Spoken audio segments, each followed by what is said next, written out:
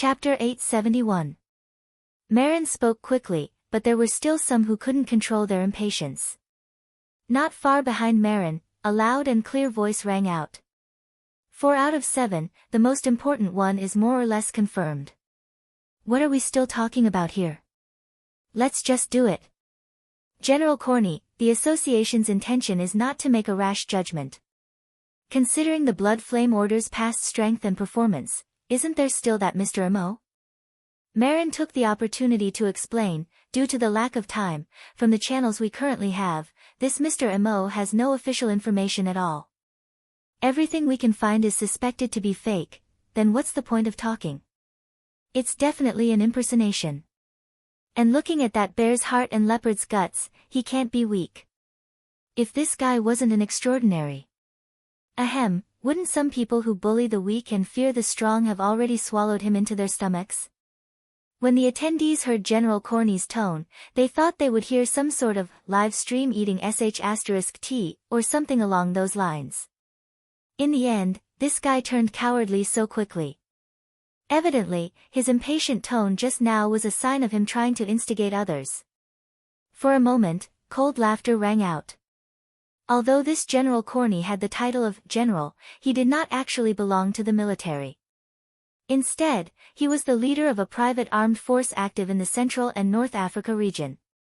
Although this guy was an extraordinary, he was famous for being shameless. Today, he could be the guardian of a city, and tomorrow, he could be the leader of a vagrant raiding squad. His big mouth could be said to have been somewhat restrained in recent years, but he would still reveal his true nature from time to time. But there were still many people who were willing to cooperate. Not far away from Tian Bang, someone played the role of a sidekick. It's not strange to impersonate someone, but there are dozens of extraordinary in the world, and they're all familiar with each other. So who could it be? Tian Bang tilted his head to take a look. He recognized Sacido of Moose City in Northern Europe. He was a feminine man who was the complete opposite of the common impression of Vikings. He had been active in the fashion industry for a period of time, and had a knack for praising and ruining people.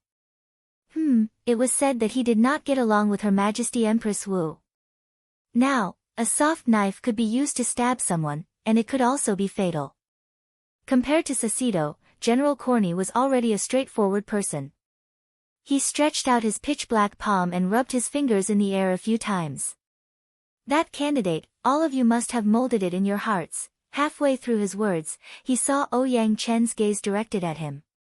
Behind the glasses, his gaze was calm and clear, like a colorless lake, but it could also be said to be like a polished blade. General Kenny was terrified once again. He chuckled and did not say anything else. Everyone wants to snatch food, but no one is willing to stand out. Compared to ordinary people, the mental world of extraordinaries doesn't seem to have any significant difference. After transcendence, there's no such thing as sainthood. Dr. Pan and Tian Bang conversed through a private channel. They spoke much more casually under these circumstances. They're going around and around here because they suspect Luo Nan, right? What do you think? Honestly, I can't tell. Tian Bang knew that the extraordinaries around the ring-shaped meeting platform had invited him over to listen to the meeting only because of his special relationship with the Blood Flame Order. They wanted to obtain more insider information and make a more accurate judgment. This gave Tian Bang a strange sense of self-awareness that he was a traitor. But even if it was out of personal interest, after he digested the information he had prepared for the meeting, he still spent a lot of effort to observe Mr. Mo. Tian Bang had some harvests. He didn't obtain them from Mr. Mo himself. Instead, he obtained them from Mr. Mo's subordinate, Cadman, whose life and death were hard to determine. Tian Bang knew of Cadman. He knew that Cadman was a fleshly adept with decent strength. He also knew of the technique of the violent fire seal.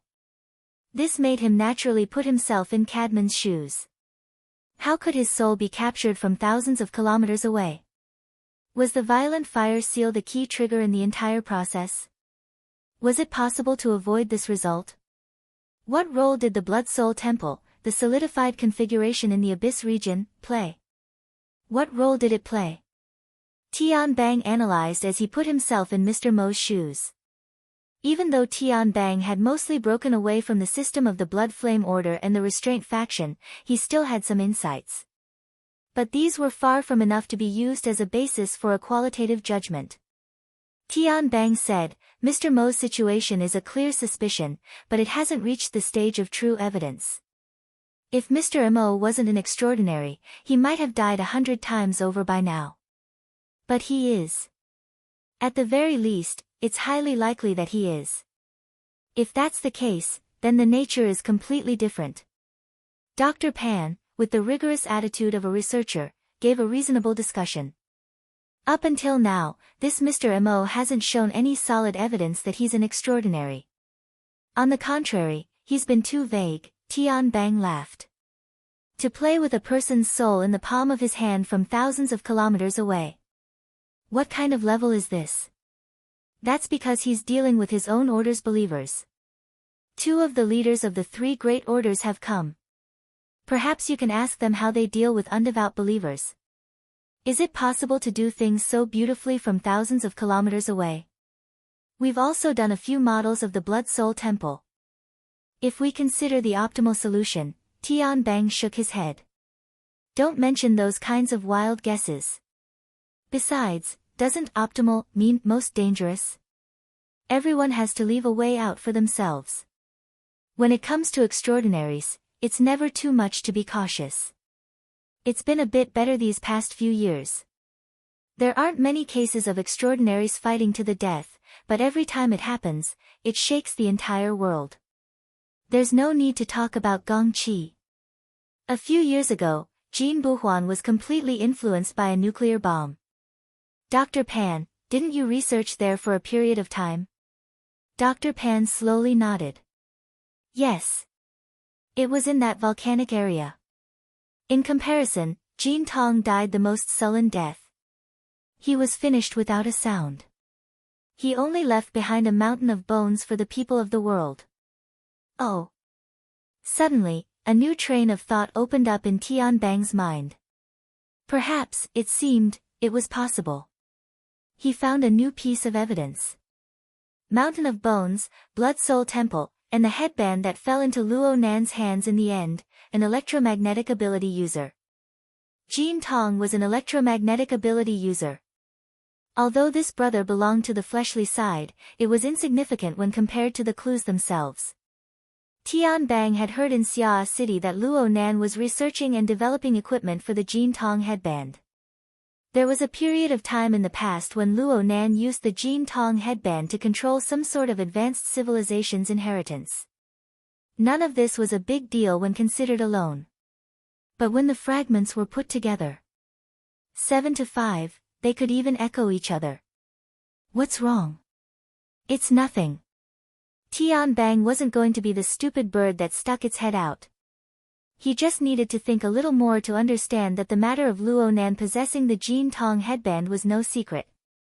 The problem lay in the fact that the cause of Jin Tong's death was still a mystery that had yet to be completely solved. Jin Tong had an inextricably close relationship with the Xia City branch. No one knew how deep the Xia City branch's involvement went. Her Majesty Empress Wu had sent Jin Tong flying. What happened next? To what extent could Ouyang Chen's protective behavior reach? How many supporters did the Xia City branch have in regards to this matter? Sympathizers? Dealing with an extraordinary was on a completely different level from dealing with 2, 3, or even more extraordinary. One had to be prepared for a local war, or even a world war. Tian Bang felt his finger move away from the nuclear button. In order to strengthen his will, he emphasized once more, the possibility of Professor Luo and Mr. Mo being the same person is extremely small. At the very least again. Dr. Pan hated this sort of vague wording. Tian Bang pursed his lips. Anyone who comes from the Blood Flame Order and has received the Order's knowledge system, such as myself, would find it hard to accept that a person who had absolutely no contact with the Blood Flame Order half a year ago can now perform an anatomical analysis of the Blood Soul Temple and the believers under the Blood Soul Temple system. These points of knowledge are very difficult, okay? Dr. Pan sighed. Fine. Even if they aren't the same person, it doesn't seem to be a problem if they have a cooperative relationship. Perhaps. Tian Bang was saddened by his own brain. He couldn't help but ponder along Dr. Pan's train of thought. When did the two begin to cooperate? At the very latest, it wouldn't be later than Jean Tong's death. That was in early December of last year. Mrs. Halder and the others fled Xia City in early November. If they had already reached a cooperative agreement back then, the one who died that day might have been Tian Bang himself. The problem was that the two sides were quite unhappy because of the matter of the Soul Order at the end of last year. But looking at today's information, this Mr. Mo was clearly standing up for the remnants of the Soul Order. The clues were fighting with each other. Besides, this line of thought was still unable to explain Mr. Mo's origins. Looking at his attainments in the foundational techniques of the Blood Flame Order, he was simply an ancestor who had been hidden from the world for many years. But ever since the order was founded, Tian Bang had a precise grasp on the birth, aging, sickness, and death of all the powerful figures of the order. He was certain that the Blood Flame Order hadn't had such a hidden ancestor-level figure in the 40 to 50 years since it was founded. Actually, he was a visitor from beyond the heavens. The corner of Tian Bang's lips twitched. This was too fucking roundabout. No wonder President Abner and the others were hesitant. Mr. Mo's entire being was hidden in a dense fog of fragmented logic. At this time, Marlin also expressed a similar point of view. Due to the limitations of the Apocalypse Laboratory's observation methods, we have no way of obtaining more information. Our analysis of this Mr. Mo also stops at the surface. We can't see clearly or see through him. Speaking up to this point, Marlin suddenly changed the topic and launched a sudden attack. The Pope of the 100 Collections is the host in this aspect, and he has set up a grand scheme to illuminate Osaka City. Presumably, he has an even more exquisite view. The Pope of the 100 Collections didn't have the slightest reaction of being attacked. He spoke in a logical manner, neither hurried nor slow. It was as if he had long since prepared for this. I can't say that he is exquisite. It's just that he has seen things a bit longer than others. In my opinion, this Mr. Mo's exquisite control over the power of the Abyss region is something that none of us here can compare to. Chapter 872. Fine control. Isn't it better to just say 7 out of 5? Someone in the venue immediately deciphered the Pope of Baiji's verbal technique. In fact, it was 7 out of 5, if it was really a gang. Tian Bang was still evaluating in his heart, but more people wanted to see proof. Amidst the chaotic cries for explanation, General Kenny became lively again, and his voice was especially loud. If you want to win everyone's trust, you have to at least give a reason. The Pope of Baiji smiled. As I said, this is the result of observation. Because you haven't been able to observe? This time, it was Constance Dollar's turn to speak. This female extraordinaire was a practitioner of mysticism, and she was used to speaking with the prophetic tone of witches and witches. Of course, her eyes were indeed sharp, and because of her outstanding attainments in boundaries, she had a unique view of the current scene in the live broadcast, including the situation in Ban City. If the blood surges again, your eyes will be ruined. The Pope of Baiji ignored the deliberate ambiguity in Ms. Dollar's words and continued to smile. This is also a part of observation. While the verbal and scheming battle in the virtual ring venue was gradually accumulating, on the passenger terminal of Ban City's Ping Trade Market, which everyone was paying attention to, Go-To Yoshimasa was in a state of high anxiety. This emotion, as time went by, and as Mr. Mo spat out words that he seemed to understand but not understand, became heavier and heavier. Especially in Ban City today, the boundless light behind the fish-scale clouds that filled the sky should have been his greatest reliance. But at this moment, as the midday sun shone down, he only felt as if there was a blade on his back. The heat continuously seeped into his body and accumulated, but he couldn't find a channel to vent it. In fact, there was, and the channel was the eyeballs embedded in his eye sockets. The heat radiated from the sky was originally used by this pair of special eyeballs, in order to break through Mr. Mo's external appearance and directly to his deep essence. Goto Masayoshi once felt that he could do it. He had the support of the Fusang Divine Tree system. He also saw that Mr. Mo was using methods that exceeded the limits of people's imagination. In theory, this person must also use power that exceeded the limits of people's imagination. Under such circumstances, the black box, created by the cloak, could not be maintained in a perfect and flawless state. This was also the time for this pair of eyeballs to realize its significance. However, until now, the cloak was still a cloak, and the black box was still a black box. He still couldn't break it. Goto Masayoshi could only think like this: with Mr. Mo's ability, most likely dealing with Cadman and his kind would be as easy as flipping his hand, like the clouds and the breeze clear, and would not reveal the least bit of a clue. So, more than once, he hoped that Captain Jimmy would be able to use his hands to create the conditions for him, the eyes, to observe. However, after that detestable bastard suffered a loss, he hid in the tin can and pretended to be deaf and mute. When he was forced into a corner, he even boasted back, "I have a more important mission." This coward. Of course, Goto Masayoshi knew that Captain Jimmy had a backer. However, who didn't have a backer? The problem was that Goto Masayoshi's own backer did not have any new arrangements. Actually, Goto Masayoshi had never accepted any arrangements. He and his heavenly state warriors were just relying on the wild growth of the Fusang Divine Tree. He could use the name of the Amaterasu sect to his heart's content, like a fox borrowing the might of a tiger, to obtain benefits for himself, to strengthen his forces, and to become a socialite, in a certain sense. However, his heart was also clear. Behind everything, there was a most essential mission: to be a good eye. However, he did not manage to do it now. This made Goto Masayoshi's mood very bad. The discomfort on his body was much more direct than the change in his state of mind. The eyeball was still continuously gathering sunlight energy, trying to penetrate the cloak on Mr. Mo's body, but it could not find a breakthrough point. The energy was being consumed, but most of the energy was still unable to enter or exit, only operating around the eyeball and its surroundings. Goto Masayoshi felt that his head was swelling, especially around his eye sockets. That pair of special eyeballs seemed to be squeezing out bit by bit. At first, the feeling was not too clear, but when it became clear, it was already too much, and even if he wanted to control it, he did not know where to start.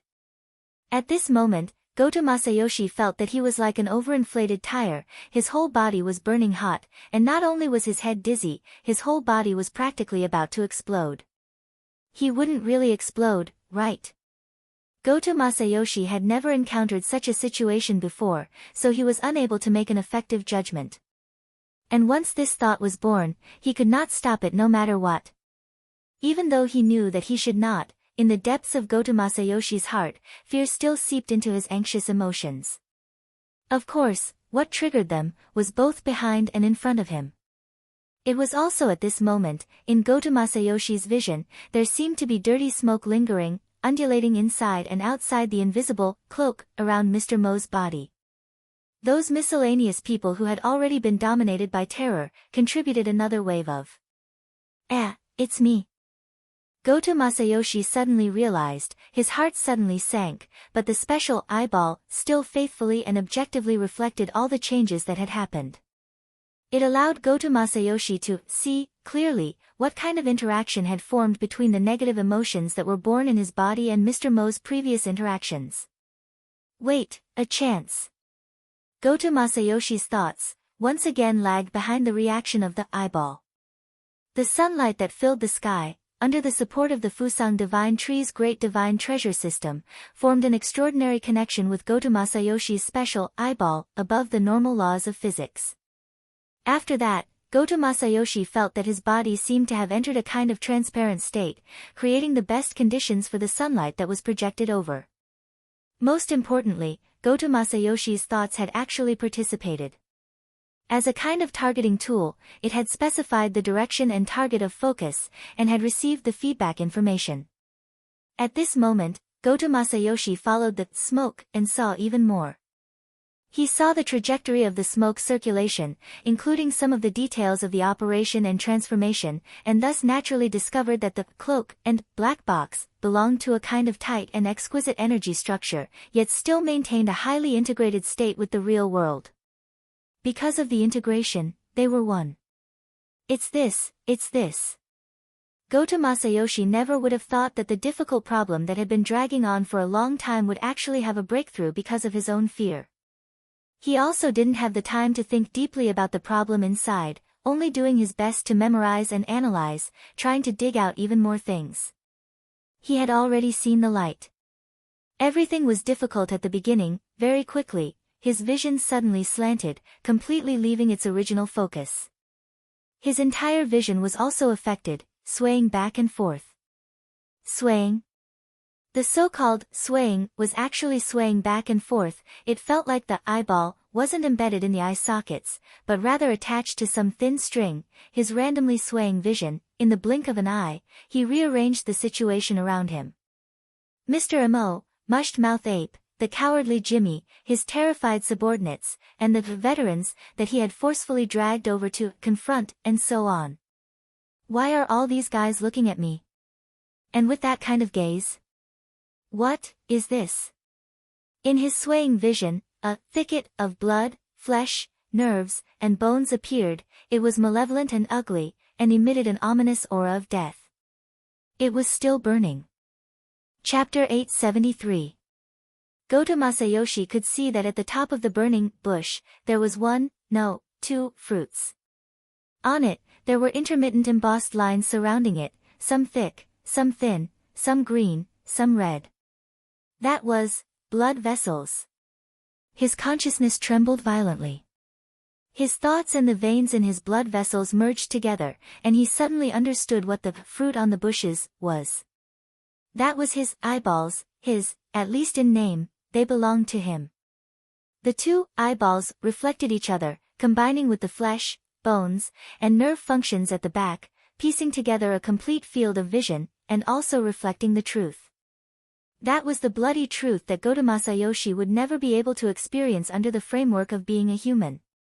At this moment, all of Goto Masayoshi's mind was smeared with strange and dazzling colors.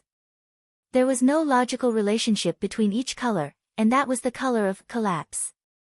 Even so, Goto Masayoshi was still attracted by this pair of eyeballs, and he could clearly see that the smoke of his negative emotions was wrapped by the essence of his flesh and blood. A part of it was left in the burning bush, which was also the rule system of the great Fusang divine tree. It was the accumulated heat of the sunlight that couldn't be used, and it was the final, meaningless venting. As for the other part, it was together with the people on the passenger terminal who were already seized by fear, together with the same color of emotional smoke. Under the drive of an invisible force field, it was thrown into the depths of the cloak around Mr. Mo, and it was thrown into an incomprehensible level. Although it was incomprehensible, he finally saw it. The pitiful quality that belonged to him was twisted, torn, and completely evaporated in the cracks of the opposing rules. The last of his rationality ended here. Goto Masayoshi had no meaning left, and what was left was only the burning flesh, bones, and nerves. And these very quickly lost the outline of the human organs in the flames. Only that pair of eyeballs that were still filled with blood were shaking in the flames, emitting a demonic light. And it was also at this moment that the passenger terminal finally rang with a scream. The heavenly citizens that surrounded the area were certainly a collection of violent people from Ban City, and there was no lack of ability users among them. But when this scene unfolded in front of their eyes, it still broke the nerves of quite a number of people. They had been soaked in fear for too long, and they just lacked a trigger that would allow them to collapse. Plop plop, in the chaos, some people were directly pushed into the lake, subconsciously struggling, and even dragged their companions down with them. 2 to 3 people fell into the water, creating a huge splash, and also caused a slight wave on the shore. The undulating waves naturally spread along the embankment. Some of them even slapped a thick thigh covered in scales and fine hair on the side. A part of the deep purple mouth, and a part of it, and a part of it, a part. A part of the thin smoke flowed in and out, as if there was a high temperature and poison intertwined. A part of it. A part. A part. A part. Thin wisps of smoke flowed in and out of the deep purple slit. It was as if high temperature and poison were intertwining with each other as the lava saliva spurted out. It was unknown who took the lead, but a group of violent people scattered in all directions. At the same time, more people were knocked into the lake, and as they struggled and screamed in the water, what little order there was fell apart. It's a little ugly. In the virtual ring venue, the Pope of the 100 Collections sighed, looking a little disappointed. No, it's very pretty. Constance Dollar continued the conversation with the Pope of the 100 Collections. This was not a deliberate bickering. At this time, among the various audiences who were watching this live broadcast, a considerable part of them were in favor of Ms. Dollar. What they were watching, of course, was not the chaotic and vexed, heavenly citizens, on the distant dock, but the entanglement and collision of Mr. Mo's cloak and the forest of burning flesh and bones in the process. Both were creations of special rules. They clashed with each other and penetrated each other, but neither of them was completely successful. This was a confrontation at the transcendent level, but because it was a live broadcast, the corresponding turbulence in the abyss could not be seen. However, it was precisely this half-concealed, half-restrained wrestling that made it all the more obvious. Every audience member, or at least every extraordinaire, had their own guesses.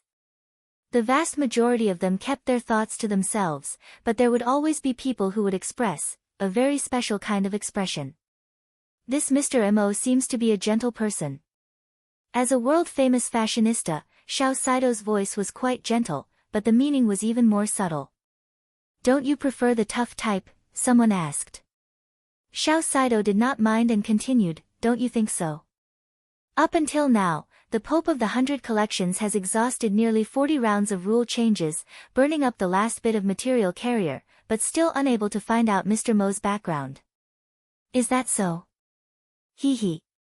The Pope of the 100 Collections laughed very sincerely. In Ban City, under the cover of the Fusang Divine Tree System, Mr. Mo can still control it to this extent. It's amazing. Fine control is only the most basic description. The concealment and concealment ability formed from this is the most amazing. 5 out of 7, 6 out of 7. After a few seconds of silence, Vice President Marin coughed. Gentle, what is the definition of gentle? Smiling, Xiao Saido stretched out his hand and drew an outline in front of him that was quite similar to Mr. Mo's. With Mr. Mo's ability to conceal his presence and restrain his psychic waves, as long as he doesn't want to show himself, the Pope of the 100 Collections wouldn't be able to catch his shadow even if he had 10 pairs of eyes. But he still showed himself. Why? At least from what I've seen and understood so far, he's standing up for his subordinates and partners who are in trouble.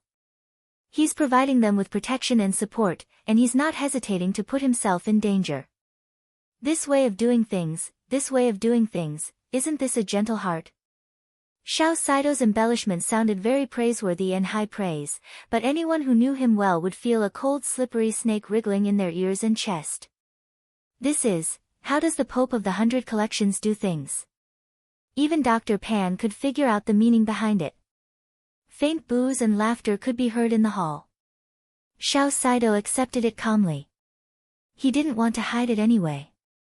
He was 6,000 or 7,000 kilometers away from Ban City.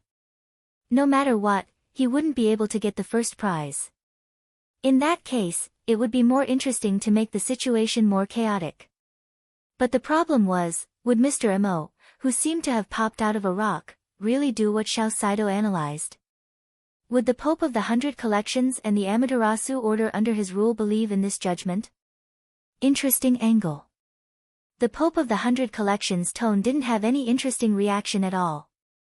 The smile on his face had faded, and under his bald head, his entire face was indifferent. You might as well think of a few more good ideas like this. Just one, I can't entrust the foundation of Ban City to this so-called gentle heart. It was obvious from his words that the Amaterasu order, or at least the Pope of the 100 Collections, wasn't too willing to go against this Mr. Mo in Ban City. As for true God Qianju, well, he might already be rubbing his palms together. At least for now, the Pope of the 100 Collections was still steering the ship, very quietly and honestly asking for opinions. Are there any other possibilities? Why would such a person appear in front of people at this time, at this moment, in this way? This is a question that I can't answer no matter how much I think about it. Why don't you all give me some suggestions? That's right, why? Intentional, unintentional, active, forced. These high-end ability users with rich experience could easily think of dozens or even hundreds of possibilities. But every possibility had to be supported by sufficiently solid logic. Then again, at their level, logic wasn't a necessary consideration. For example, the cause of this meeting. Gong Qi had already been dead for half a month. The Ability User Association had been searching for him all over the world, but there had been no progress at all. Suddenly, such a person had jumped out and openly displayed his deep suspicions. Moreover, it was in the territory of two top-notch extraordinaries. What logic was there to speak of in this? What do you think is going on? Dr. Pan tried to discuss with Tian Bang again. But this time, Tian Bang didn't join the conversation. Coincidentally, an order had entered his mind through the channel of the health pod. Major General Tian, the meeting hopes to understand the information related to the Blood Flame Order in the Jin Tong incident. Please be prepared to speak. 6 out of 7 was not enough. Was this a 7 out of 7? In the end, there were still people who couldn't stay idle within the restraint faction. The first thing Tian Bang reflected upon was his own self-control. Then he considered on an even broader level, Mr. Mo's sudden appearance meant that there was nothing else he could do aside from the Blood Flame Order as a clue. The Blood Flame Order was a secret order. Actually, it had been a rather well-known organization in the inner world for several decades. Everyone knew the ins and outs of the order. There wasn't much meaning in digging further. But if he could solidify the relationship between Luo Nan and the Blood Flame Order, then the monotonous clues would immediately be plentiful and three-dimensional. Back then, the Hill of Bones in the seas outside of Xia City had long since spread into the eyes of millions and millions of ability users in the inner world along with the broadcast signal. Was there a lack of 2 or 3 people among them? Which big shot of the military wanted to decisively take a side? Or perhaps this was a higher level of sitting on top of the mountain to watch the tigers fight? It was fine to show one's stance, but did they ask for the opinions of others? Tian Bang reflected upon himself for the second time. Was it because he had been acting far too easy to bully in the outside world? So much so that any random Tom, Dick, or Harry dared to use him as a gun. Dr. Pan. Have you checked the communication privileges of the experimental center recently? I'm not too sure. What's wrong? There's a spam message coming in. You guys are quite open-minded. Tian Bang used his own privileges to form an overlay as he spoke. He adjusted it to the highest level of non-combat readiness. It wasn't to the extent of cutting off internal and external communications, but at the very least, there needed to be some sort of identity verification. Of course, he was currently in the midst of a human experiment. The verification work was handed over to his young but reliable aide, Lieutenant Colonel Zhu Ling, to handle. As for the spam message in front of him, what was the point of mentioning it? Having done all this, Tian Bang magnanimously became a spectator. Oh, there was also that speech. Things like bioelectricity disorder and memory errors were far too common during the human experiment phase. There was really nothing that could be done. The corner of Tian Bang's mouth twitched when Mr. Mo's thin and sickly face revealed a clear smile over at Osaka City. He extended his hand like he was plucking a fruit. He pinched one of the eyeballs within the flames of the thicket that was about to be completely burned away. I can study it for a bit. Wow! There was no telling how many people in the circular hall exclaimed at this moment. Most of them couldn't tell how many marvelous and subtle operations Mr. Mo's seemingly simple action had to be performed on the transcendent level. In any case, Mr. Mo had indeed plucked a fruit and pinched it with 3 fingers. But that wasn't the end. He raised his head again. This time, it was an overly direct angle that pierced through the projection of the live stream into the virtual circular hall. I want this one too. Chapter 874. What does he want? Has he discovered us? The higher the concealment ability of Mr. Mo's cloak, the more penetrative the light from his eyes, which were the windows of his soul. They were separated by thousands or even tens of thousands of kilometers, and the boundary between the virtual and the real lay between them. However, at this moment, a similar thought flashed through the minds of most of the audience in the virtual venue. It had nothing to do with logic. It was just their first feeling. However, the feeling didn't last long. While their thoughts were in turmoil, Mr. Mo's eyes remained fixed, and his body didn't move. The gigantic bloody fiend behind him had already made the clearest move. At this moment, the mush-mouthed ape moved from stillness to a great extent and at a great speed. It was to the extent that its enormous body was like a liquid, or like a wave of light that had broken through the barrier of a solid wall. The filthy color of blood mostly covered the glitter of the light wave, but the elements contained inside were even more complicated. It seemed that a violent chemical reaction was taking place inside the bloody light and between it and the materials in the outside world. The camera shot from Captain Jimmy's perspective was instantly polluted by the bloody light. The irregular halos and spots obscured most of the details there. F***CK.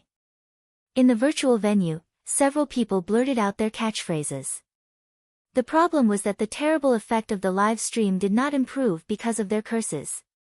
On the contrary, the bloodstains, halos, and spots were still unscrupulously expanding, smearing and polluting their visual field. In the end, they almost lost the meaning of analysis. There were only deformed bloodstains that interweaved into twisted and ever-changing patterns that were changing rapidly. The problem of the live stream continued to worsen, and there was no sign of it getting better. What's going on? At this moment, even Marlin and the others on the circular conference table couldn't hold back anymore. President Abner, on the other hand, quickly made a judgment. It seems that the operation team is under attack. As he spoke, he looked at the Pope of 100 communities. He was probably the only one among all the participants who had multiple perspectives. However, the Pope was still indifferent, and he seemed to be in a trance if one looked closely. He didn't respond to Abner's gaze at all. Abner shook his head slightly and turned around to consult a key person who was only separated from him by Marlin and hadn't spoken much. Chairman Mao, should we ensure the quality of the live broadcast?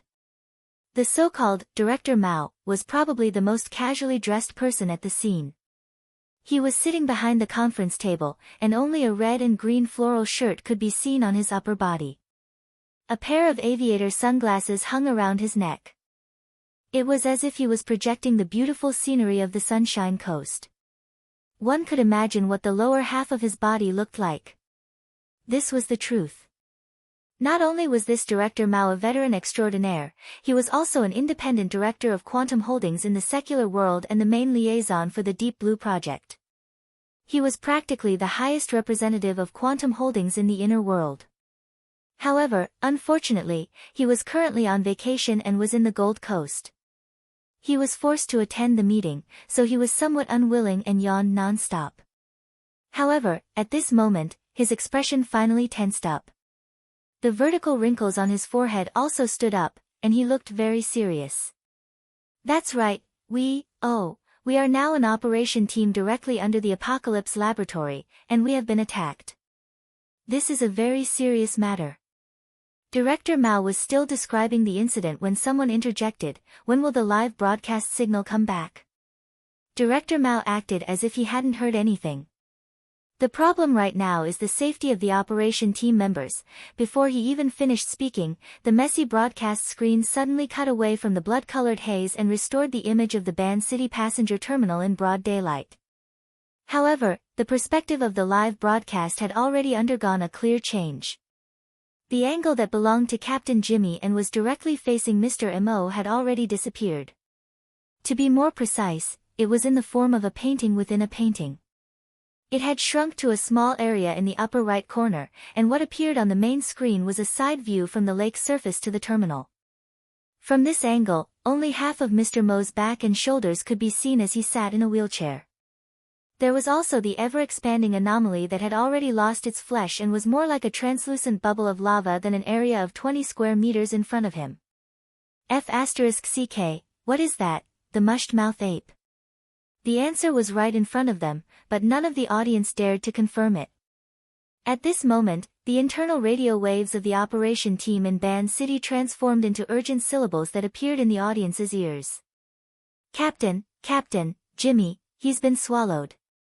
The formatted space structure has been destroyed. It's greatly weakened. Attempting to replace the main axis. Application denied. Deep Blue's platform location has disappeared. Apocalypse array. Blah, blah, blah. There seemed to be some sensitive word that the corresponding information had been masked. The following information was even more intermittent. However, the vast majority of the audience present possessed rich combat experience. They could make guesses and understand some of the situation. As it turned out, what Mr. Mo wanted was Captain Jimmy. A more professional term would be a high-end combat machine directly under the Apocalypse laboratory, or even the most cutting-edge 7th-generation dynamo core. Generally speaking, the roots of Jimmy's operation team were still a tightly controlled secret. However, the present virtual venue was the gathering place of the world's strongest experts. There was still a considerable portion of people who understood the crux of the matter. Their gazes unconsciously turned towards Director Mao again. The latter also began to slam the table. Vile. Vile. If he could restrain his expression a little more, perhaps it would have been more realistic. Even Dr. Pan could see it. Deep Blue and Apocalypse are at loggerheads because of the 7th-generation dynamo core.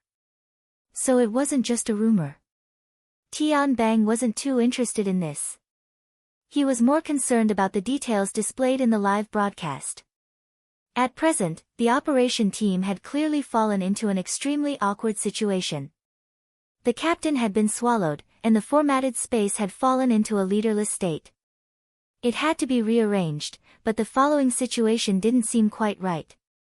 As a top-notch burner, Tian Bang very quickly discovered the abnormality from the operation team's password. Why can't the main axis be replaced? The authority of the commander should be handed over in sequence.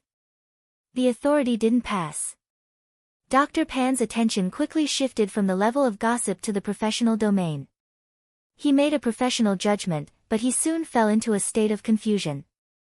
Why? Since it's directly under the Apocalypse laboratory, it's most likely the 7th-generation dynamo core. How could there be such a low-level bug in authority transfer? Why is it a bug? There's obviously another possibility. Tian Bang stared at the blood-colored bubble in the projection area and said in a low voice, why can't it be Captain Jimmy, the commander, who hasn't completely lost his ability to command and hasn't completely lost contact with the other operation team members? He's clearly been swallowed. Looking at that monster's appearance, it can't possibly have digested him along with his exoskeleton. Oh, could it be that the Deep Blue walkers under the control of the 7th-generation dynamo core have a qualitative leap in their ability to survive and communicate in harsh environments? That's why I said that these people shouldn't be called Deep Blue walkers. Apocalypse walkers should be more accurate. Tian Bang nodded, then shook his head. The problem is that we don't know the nature and composition of the so-called mushed-mouth ape's stomach space, right? Dr. Pan shrugged. Think about its saliva. It's not a magma lake inside, but a sulfuric acid pool. The corner of Tian Bang's mouth hooked up. Maybe it's not a sulfuric acid pool or a magma lake inside, but a simple space bag. At least looking at it right now, I can't recognize that fellow. There's no similarity between that fellow, an ape, or lava. At this time, from the perspective of the live broadcast, the blood-colored bubble that had swallowed Captain Jimmy seemed to have passed its peak period of transformation and was beginning to shrink. But its composition, at least in terms of density, didn't conform to people's logical understanding. It naturally became denser and denser. On the contrary, the blood-colored light was becoming thinner and thinner. Many times, a portion of the area would become somewhat transparent after a burst of undulations. It was like an illusory soap bubble. It seemed as if it could be blown away with a single breath. But the problem was that after the initial panic, the operation team had already begun a limited counterattack. All physical and energy ammunition were directed towards the blood-colored bubble. Attack! Attack! At least 5 deep blue walkers launched their attacks from the surface of the lake, from the sky, and from the distant commanding heights. The firepower interweaved into a net and converged at the visible weak points of the bubble. It seemed as if they wanted to rescue their own captain. But Mr. Mo, the instigator of everything, wasn't affected in the slightest. It seemed as if he was directly judged as a passerby. This passerby also didn't have any intention of interfering. He only played with the fruit he had just plucked with his fingertips. He allowed the astonishing firepower of the deep blue walkers to pour down on the increasingly weak, blood-colored bubble. The problem was, whether it was the metal bullets, high-explosive gunpowder, or energy blasts, regardless of whether they were supported by the format of fire, all of them were like clay oxen entering the sea after entering the blood-colored bubble. They disappeared without a sound. Tian Bang said decisively, "This is absolutely not the structural model of a flesh and blood body. This fellow is highly energized.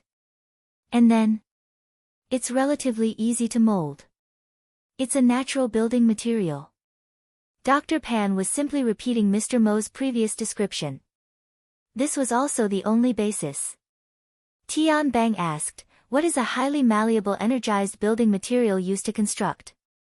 Before his voice fell, the blood-colored bubble really did turn into a soap bubble in the live broadcast. It burst noiselessly in a form that didn't have any texture. The howling net of firepower directly pierced through the pier's walkway in the area it had originally covered. It conveniently tore apart the 7 or 8 cars parked behind it. For a time, the sound of explosions rang incessantly. Gravel splashed in all directions, forcing the nearby veteran and the others to nearly jump into the lake. It was a belated display, but it was meaningless. The mushed-mouth ape disappeared along with the blood-colored bubble. At the same time, the fully armed Captain Jimmy also disappeared. That 300-kilogram top-notch creation that was a combination of man and machine had disappeared without a trace. Yes, disappeared. Tian Bang felt that this was the most accurate way to describe it. He couldn't experience any of the so-called devouring texture. He only felt that this was a magic show that had occurred in front of the world's apex powerhouses. Captain Jimmy himself wasn't much, but he was the embodiment of the Apocalypse Laboratory's most cutting-edge research results. Had all traces of its existence been erased just like that? Tian Bang only felt that this was too absurd. At this time, it was Director Mao in the flowery shirt who knocked on the virtual ring-shaped conference table with a deafening sound. "This is a disgrace. This is an extraordinary humiliation. Why the hell are we still doing a live broadcast?" The live broadcast screen began to blur as if it had heard his command. It looked as if the signal was about to be cut off. At this moment, someone sitting one person away from him also knocked on the table. "Continue." Abner's feminine voice was piercing like a sharp blade cutting through the air at this moment. Just a few milliseconds later, at least 3 to 5 powerhouses said in unison, "A painting within a painting." Chapter 875. It turned out that among people of the same level, there were some who were sharper than others. Similarly, there were also some who were more reserved. If not for Director Mao's order to cut off the signal, even if the extraordinary audience had seen through the trick, they wouldn't have exposed the truth in a tone that bordered on losing their composure in public. In front of the circular conference table, Director Mao spread his hands innocently. Under the high-resolution projection effect, the well-developed hairs on his forearms were clearly visible.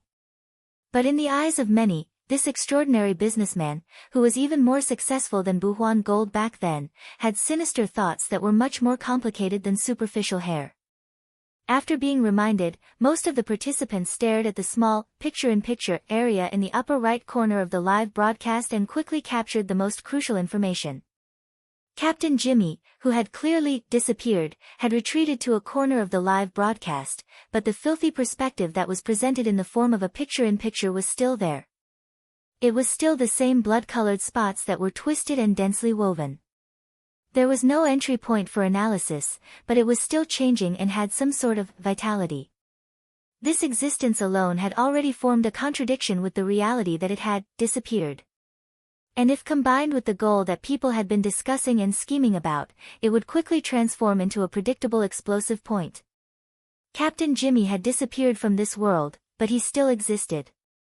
So, where did he exist? Zoom in, zoom in. People like General Kenny, who had gone crazy, had already begun to bang the table and jeer, demanding that the live broadcast switch the small area of the picture-in-picture back to the main perspective. His request had not been met. In fact, it was a little presumptuous to obtain more information through a simple live broadcast. Dr. Pan, for example, had his eyes almost popped out of their sockets. He even used the laboratory resources to strip down the transmitted data from the live broadcast and perform corresponding analysis, but he still couldn't find any pattern. He asked Tian Bang again, and the latter, who was trying to imagine Captain Jimmy's current situation, hesitantly said, "The only thing I can be sure of is that Jimmy's perspective changes greatly, which is completely different from the previous static view of the live broadcast. Extrapolating from normal environmental conditions, he should be moving or even rolling. But if there really is a normal environment should be an extravagant hope. And then? You're already making wild guesses. How can there be anything else?" In fact, Tian Bang had other ideas. The changes in the shape of the blood-colored spots, including the brightness and dimming of the luminosity, and even the ripples caused by the signal interference, there should be some room for further analysis in the future. Perhaps it would be more appropriate to use the recently popular configuration theory? But no matter what, he had to have first-hand information. As for where the first-hand information was, it obviously depended on the provider of the live stream service. If Tian Bang could think of it, the others could as well. "Chairman Mao, what do you think?" President Abner returned to his usual feminine tone. He was neither too fast nor too slow, showing his respectful attitude. Director Mao didn't even blink as he replied non-stop, "I've said it before, this is definitely a vile incident." The Apocalypse Laboratories team stationed in Ban City was hired by the Star Alliance to take on the mission of attacking the cultists. Attacking them was undoubtedly a crime. As partners in all aspects of the Apocalypse experiment, we will communicate with each other. We must quickly reach a consensus and take action against this so-called Mr. M.O., who slaughters the innocent. It was rare that President Abner had the patience to listen to his long-winded speech, or maybe it was because Director Mao spoke too quickly, but he finally found a gap to cut in. "I'm talking about the picture-in-picture." Picture-in-picture. Director Mao appeared to be out of sorts, and didn't seem to be following President Abner's train of thought. The latter smiled and directly pointed it out. "Director Mao, Captain Jimmy's perspective is still there, isn't it? He seems to still exist in a certain area, and maintains signal contact with the outside world. Of course, we don't know if this is purely a signal from the equipment or if it's good news that both the human and the computer are still there. But before the results are confirmed, we should. In fact, everyone has more positive expectations." Director Mao looked around. Sure enough, there were only two types of people in the virtual venue, those staring at the live stream and those staring at him. These people cast the so-called positive expectations gaze at him. Their eyes were bright and burning. Speaking of which, when he voted in favor of sharing the live stream resources, he didn't expect this situation at all. After a rare second of hesitation, Director Mao followed Abner's rhythm with some reluctance. "It would be great if that's the case, but we don't have the information to support it at the moment." President Abner pressed close. "There will be. The Apocalypse Lab should have it. As a comprehensive partner, be it Quantum Corporation, the Deep Blue Lab, or the Ability User Society, we are all willing to contribute and jointly decipher this information. Director Mao's expression was solemn. The wrinkles on his forehead and between his eyebrows formed a cross again as he tried to find his rhythm. Of course, we wouldn't have provided the corresponding live stream service otherwise. As everyone can see, the price is heavy. Speaking of which, at a time like this, the efficiency must be higher if we directly face the key issues and key people. Pope of the 100 Collections, what do you think? This was an excellent shift of the ball, and the method of blurring the focus was excellent. The participants began to look in all directions and listen in all directions. At the same time, they paid attention to the size of the live stream as well as the topic of conversation in the venue, for fear of missing a crucial detail. The Pope of the 100 Collections was also smiling, but he also took a longer time to respond. That's why I've been asking for everyone's opinion. Now that things have come to this, is Mr. M.O. being driven by a tender heart, or is he trying to declare something? Only by unraveling this riddle will we be able to take corresponding actions later on. Because of Director Mao, the live stream provided by Deep Blue, and the Apocalypse Lab, as well as the collected information and data, we might have found an opportunity to crack this riddle. Alright, it was back to square one again. Director Mao was sure that he had been cruelly surrounded, but he couldn't blame anyone else. After witnessing the unexpected harvest of the picture-in-picture, his greed had arisen on the spur of the moment, and it had aroused public anger. Again, who would have expected that Mr. M.O. would actually make such a big mistake and present the place that everyone coveted in front of everyone in such a manner? It was that place, without a doubt, right? Up until now, all the heavyweight conclusions were just inferences.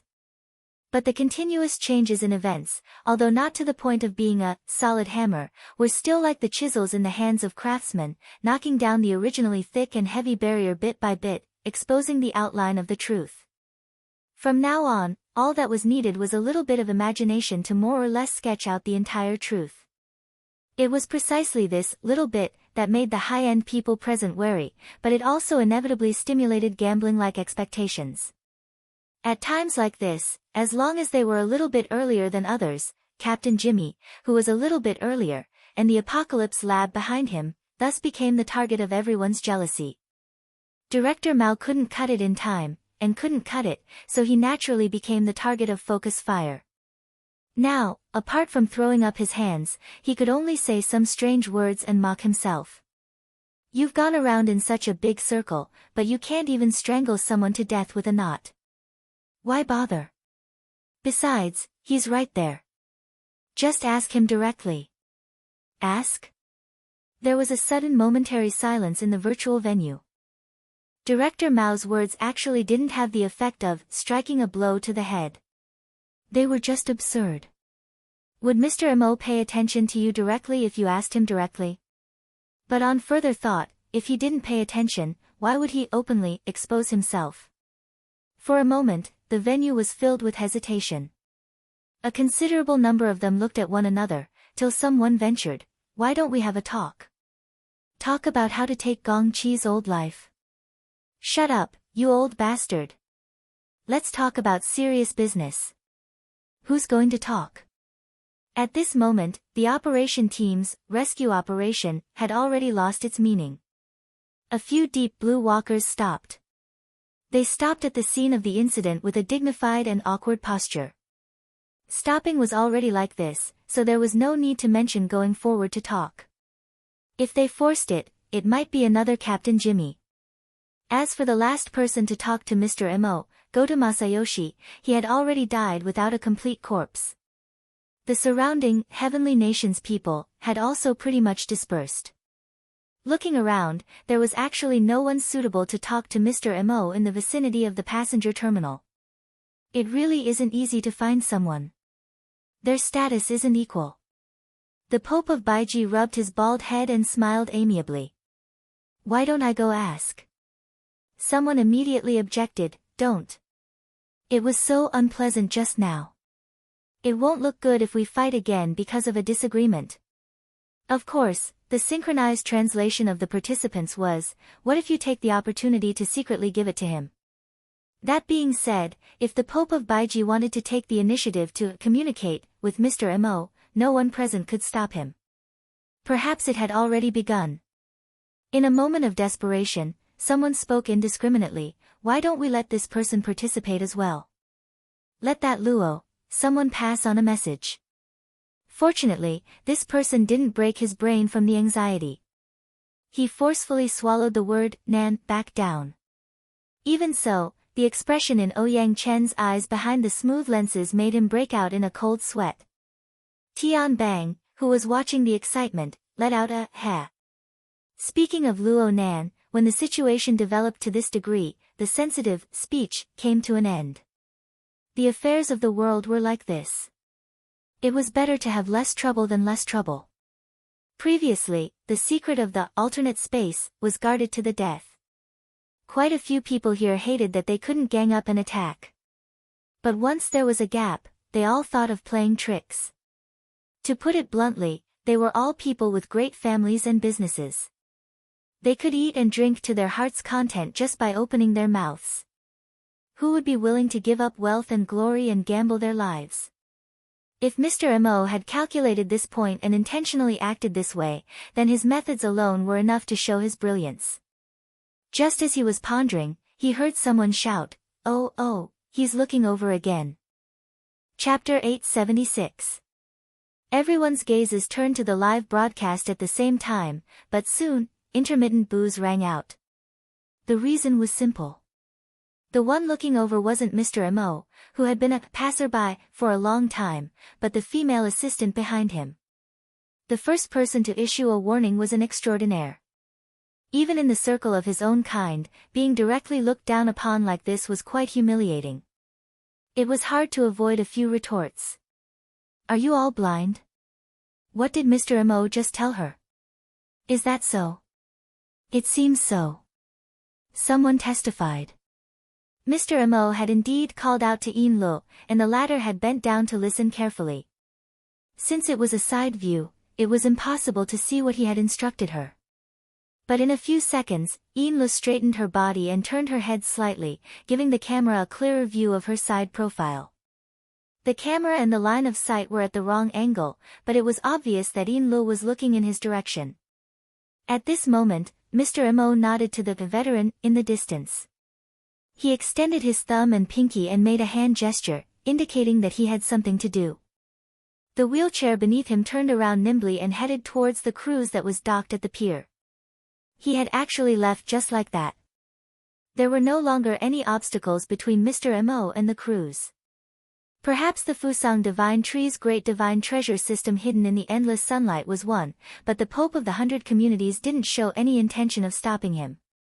There were quite a few people who suspected that this extremely intelligent Pope Empress Dowager had already used her geographical advantage to secretly form a connection with Mr. Mo. Hadn't he already volunteered to do it? After Mr. Mo left, Yin Lu, who had been acting like a personal member, didn't follow him. On the contrary, she turned her body towards the lake and nodded in that direction. The live broadcast paused for a moment. The camera language perfectly displayed the ignorance of the owner of the camera. Of course, he was definitely receiving instructions. 2 seconds later, the coverage area of the live broadcast began to shrink and rapidly converged on Yin Li's surroundings. It was obvious that the owner of the live broadcast was currently approaching Yin Lu. In the virtual venue, there were noises of "lock Mr. Mo down," but most people still maintained a high level of interest in the unforeseen event. In the end, the camera gave Yin Lu a close-up. From this moment on, the second-in-command of the Blood Flame Order, who only had a little fame in the inner world, had entered the sights of at least 2/5 of the extraordinaries in the world. However, her eyes were still a little out of focus. She didn't seem to understand Mr. Mo's arrangement, nor did she know anything about the live broadcast. She was just a narrator. "What Sir means is that you can start bidding now." The virtual venue was silent for a short period of time. A considerable number of people looked at each other and exchanged glances. And on a level that was invisible to the audience, the information exchanged in secret should be 1,000 times more than this. With great difficulty, someone finally followed up, "That's direct enough. Are you sure he didn't participate?" Or perhaps, the vast majority of people added a connection in their minds. Their gazes, whether direct or indirect, revolved around Ouyang Chen and Her Majesty Empress Wu. Unfortunately, there was no response. Yin-Le didn't explain further after that. Instead, she turned to the veterans and comforted them. In the blink of an eye, the amount of energy and tongues spent on this had already exceeded the so-called announcement of the price. Moreover, the difference was still growing. This also made all the participants certain that they couldn't obtain any more information from the live broadcast. What made them even more annoyed was that the most crucial picture-in-picture had stopped. It was as if an absurd play had suddenly come to an end. The abstract changes that could cause the imaginations of the extraordinaries present to run wild had suddenly locked onto a single instant. Even if all the participants' gazes were focused on it, they couldn't move it even a little bit. Several seconds later, that small window turned into an irritating snowflake noise that drowned out the last bit of people's thoughts. F***CK, this is provocation. Someone slammed the table and stood up. His stocky figure looked extremely intimidating, but unfortunately, there were only a few who responded. The vast majority of people's thoughts were far from reaching the point where they needed to display extreme emotions. They only grew like weeds and flew around like mosquitoes. What's the meaning of this? Is he trying to show that he can control the transmission of information from the alternate dimension? Why is he in such a hurry to show this? Is he tired of living? Does he really want us to bid that alternate dimension? Cooperation and development? That's so smart. Is he overthinking things? Maybe he's simply saying this to that operation team, to the people behind them. He's saying that he wants to use money to redeem them. Inside and outside the venue, the interaction between many people and many levels continued to heat up. However, the significance of the virtual venue itself wasn't that important anymore. I need to reflect on how a mere appraisal meeting has come to this stage. Amidst the buzzing noise of the virtual venue, President Abner gently stroked the yellow beard on his cheek. He maintained a state of communication with Director Mao on Marlin's side, but the topic of conversation changed extremely quickly. The broadcast from T-City has stopped. But I heard that Kadru's soul has returned to his body. No matter what he does, he's still a member of the society. Today, his soul was heavily injured, and the consequences are hard to predict. The society has to do something about it. In a private conversation, Director Mao was much more frank this time. Well, we're the ones who contacted Kadru. As the person directly responsible, we're the ones who can't shirk the responsibility. Don't even think about it. We definitely won't let such important research material go. Is it Tianqi who's not letting it go?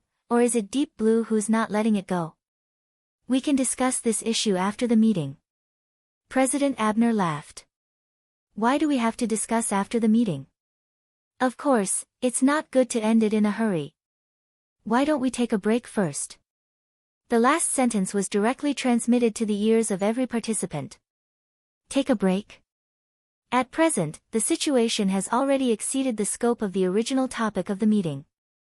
Due to the limitations of the conditions, there are still many people who haven't had the time to attend the meeting and participate in the discussion. For example, His Excellency the Priestess of the Order of Justice. Why don't we take a break for now? Tomorrow, or perhaps a few days later, we can discuss it again. Most of the participants were somewhat tempted. In reality, there were indeed many people who needed to gather their scattered thoughts. They also needed some time and space to settle their thoughts. But then again, if the meeting was adjourned, there was no doubt that it would give some of the true bigwigs the opportunity to form alliances. Perhaps the entire situation would be completely different during the next meeting. It was even uncertain whether there would be a second half of the meeting. Many people fell into a dilemma. The problem was that as the organizer of the meeting, President Abner had sufficient authority to enforce this suggestion. The next second, before some people could voice their objections, Marlin, who had received a signal from President Abner with his eyes, knocked on the table. Then we'll take a break. As for the resumption time, we will inform you later. Someone cursed out loud. However, the broken signal connection turned all of this into meaningless nonsense. Most people didn't have the leisure to care about this. They needed to spend more effort to lock onto the truly meaningful information from this conference that had almost no conclusion. They also needed to use their own connections and other resources to search for the mine and dig out the real gold. Of course, for some people who currently had first-hand information, it would be even better if they could seize the opportunity to capture a new entry point. The plans of the higher-ups always needed to be executed by the people at the bottom. Right now, in the operation team at North Mountain Lake, Team Deputy Mend had received the latest order. This order bypassed their direct superior, Supervisor Bai, who did not really fulfill her responsibilities, and directly took command through the internal authority channel. Lock the original format space settings and Captain's main authority. Activate full sensory mode. Until there is a clear change of command, maintain this state. Mend confirmed his new supervisor. At the same time, he also confirmed that this old superior, who was slightly younger than him, was still in a bad mood. Therefore, he first opened his mouth to accept the order. After a while, he carefully added, Supervisor Yen, currently, the Apocalypse Array can no longer detect Captain Jimmy's signal. I'm afraid we won't be able to hold on here for too long. Yen Yongbu's voice sounded like he was chewing on ice. I will activate the superior structure to give you the necessary support. Aren't you in T-City? If it's consumed. Care about what you should care about. Yes, sir. Men subconsciously straightened his back, causing the entire Deep Blue Walker to buzz. At the same time, the 7th-generation dynamo core that was deeply implanted in his brain and spinal nervous system emitted a clear electrical signal. It actively connected to the archetype format hub of him and all the other team members around him. A layer of faint yet real and wonderful structure spread out from the distant void. It also seemed to be growing from the inside out. The two ends, near and far, resonated with each other and fused together at a higher level that surpassed the spiritual sea. In less than a second, Yen Yongbu's superior architecture had crossed thousands of kilometers of the Pacific Ocean, arrived at Osaka, and exerted its influence. However, this function was rather restrained. It was only a template with a weak stickiness. It helped the formatted space on this side, which was on the verge of collapsing due to the lack of the main axis, to do a simple splicing and gluing. At the same time, the missing structures that had been glued together formed an even stronger magnetic force between each other. Then, he used this magnetic force to search for the signals of the main axis that had been cut off. As for whether it was useful or not, Mend, who was on the front lines, wasn't sure. It wasn't just because the signal was so weak that it far exceeded the limits of his perception. It was also because after the superior structure was laid down, frontline personnel like them only existed as antennae. They no longer needed to undertake the function of analysis. It should be useful. The long-range support of the Apocalypse Array consumed a lot of electricity. Men's active thoughts gradually settled in the deepest part of his heart until he entered an extremely quiet and pure state. Whether Captain Jimmy's signal was there or not was no longer a problem for him to consider. Chapter 877. At the intersection of a certain residential area in Nade District, a black nanny van was parked by the roadside with its engine off. However, Hai Jing, who was in the driver's seat, was not idle at all. Other than answering phone calls, he was adjusting his schedule. When he finally had a chance to catch his breath, he looked at his watch. It was almost 5 minutes past the agreed time. He sighed and made another call. Mo Ya. Open the door. The door at the back opened, and Mo Ya stepped in with her handbag and sat in her seat. However, the other seats were empty. She and Hai Jing were the only two people in the car. Mo Ya tied up her hair and asked, "Where are the others?" Meng Fei took them to the venue first. Unlike some people who are 10 times lazier after one trip to the music festival. By the way, is there a guest at home? I saw people coming in and out of your house. Who would come to visit in the middle of the afternoon? A bunch of annoying people. Let's go. It was rare for Moya to be agitated. Haijing didn't ask any more questions. He started the car and changed the topic. Just now, the company's IT department came to ask about a bug in your personal information retrieval system. It's probably a bug in the SCA's debugging system. Next week's event won't be easy. I happen to be working there, so why don't you let me know? Moya. Got it. Moya's irritation clearly continued. Haijing felt a little strange this time. He couldn't help but turn his head and wanted to ask, but he saw a slender figure coming out of the residential area from the back window. Ruiwen is going out too. It seems like there's an activity at school. Moya opened the carriage door and called out from afar. Ruiwen, come here. Ruiwen, who was dressed in the school uniform, maintained her silence. She moved over to the side of the car and only replied with a big sis Moya when she heard Haijing's greeting. Brother Jing. His words and tone were exactly the same as Luo Nan's. Moya put on the demeanor of an elder sister. Ruiwen, go to school. I can give you a lift on the way. What kind of activities did the school have on Sunday afternoons? Also, how was it on the way? Haijing felt that something was amiss. He quickly calculated the route in his mind, but in the end, he could only form a large triangle on the map. However, as a manager, she had to solve this problem. He also smiled at the thin and somewhat autistic girl and beckoned her to get in the car. However, Ruiwen didn't appreciate it. No need. After simply spitting out these two words, Ruiwen bowed in this direction. She was polite and distant, and then directly walked away. Haijing raised her eyebrows. Acting like an elder sister, huh? It's because you're here. I have a good relationship with her. The little fellow is independent, so you don't have to worry about her. Yeah, he's just like his brother, a liar.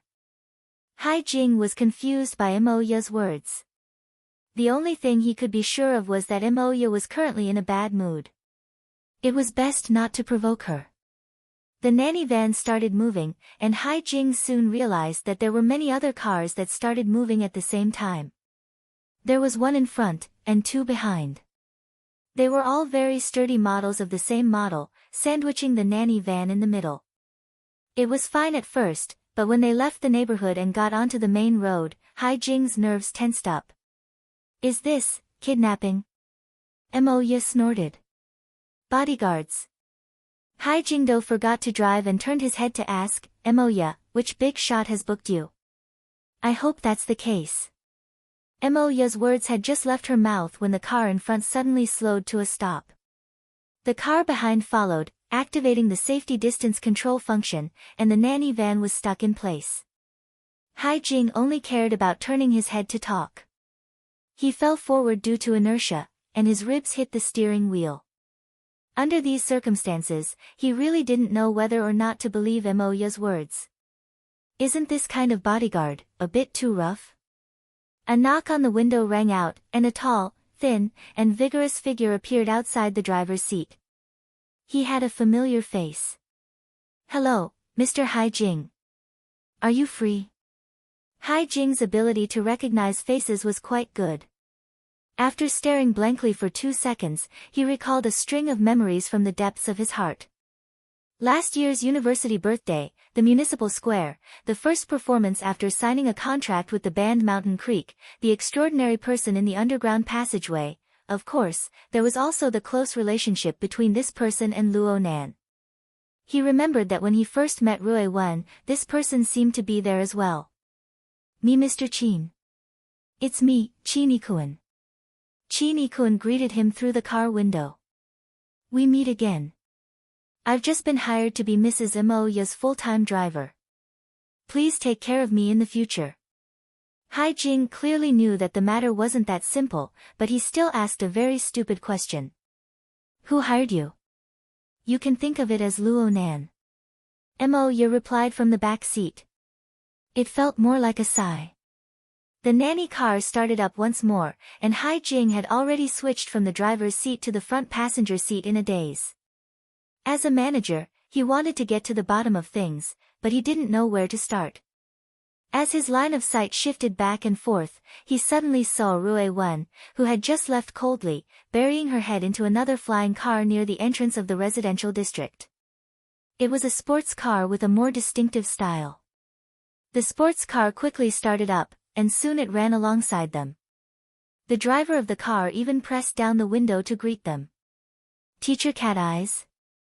Cat Eyes gave him a smile from the driver's seat. The car sped up, leaving the fleet of cars behind in the blink of an eye.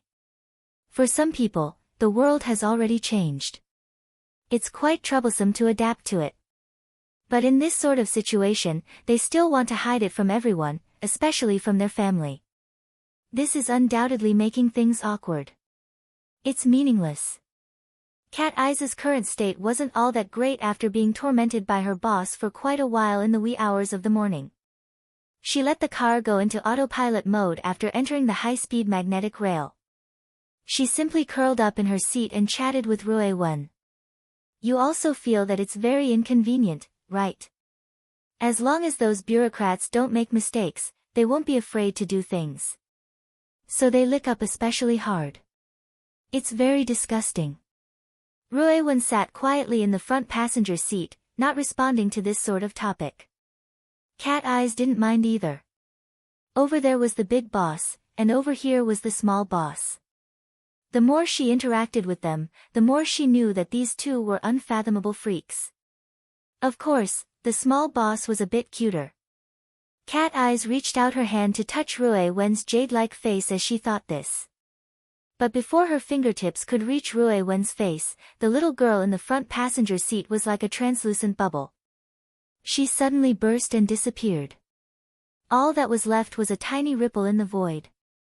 Oh, there was also the whisper she left behind. "Thank you, Sister Cat Eyes. TSK. She's also an awkward child." Rue-Wen relied on Cat Eyes to leave her home normally. She didn't need to conceal anything in front of people who knew her inside out. She simply crossed the barrier of the void and stepped into the cloud world. She felt an abnormality the moment she entered this void.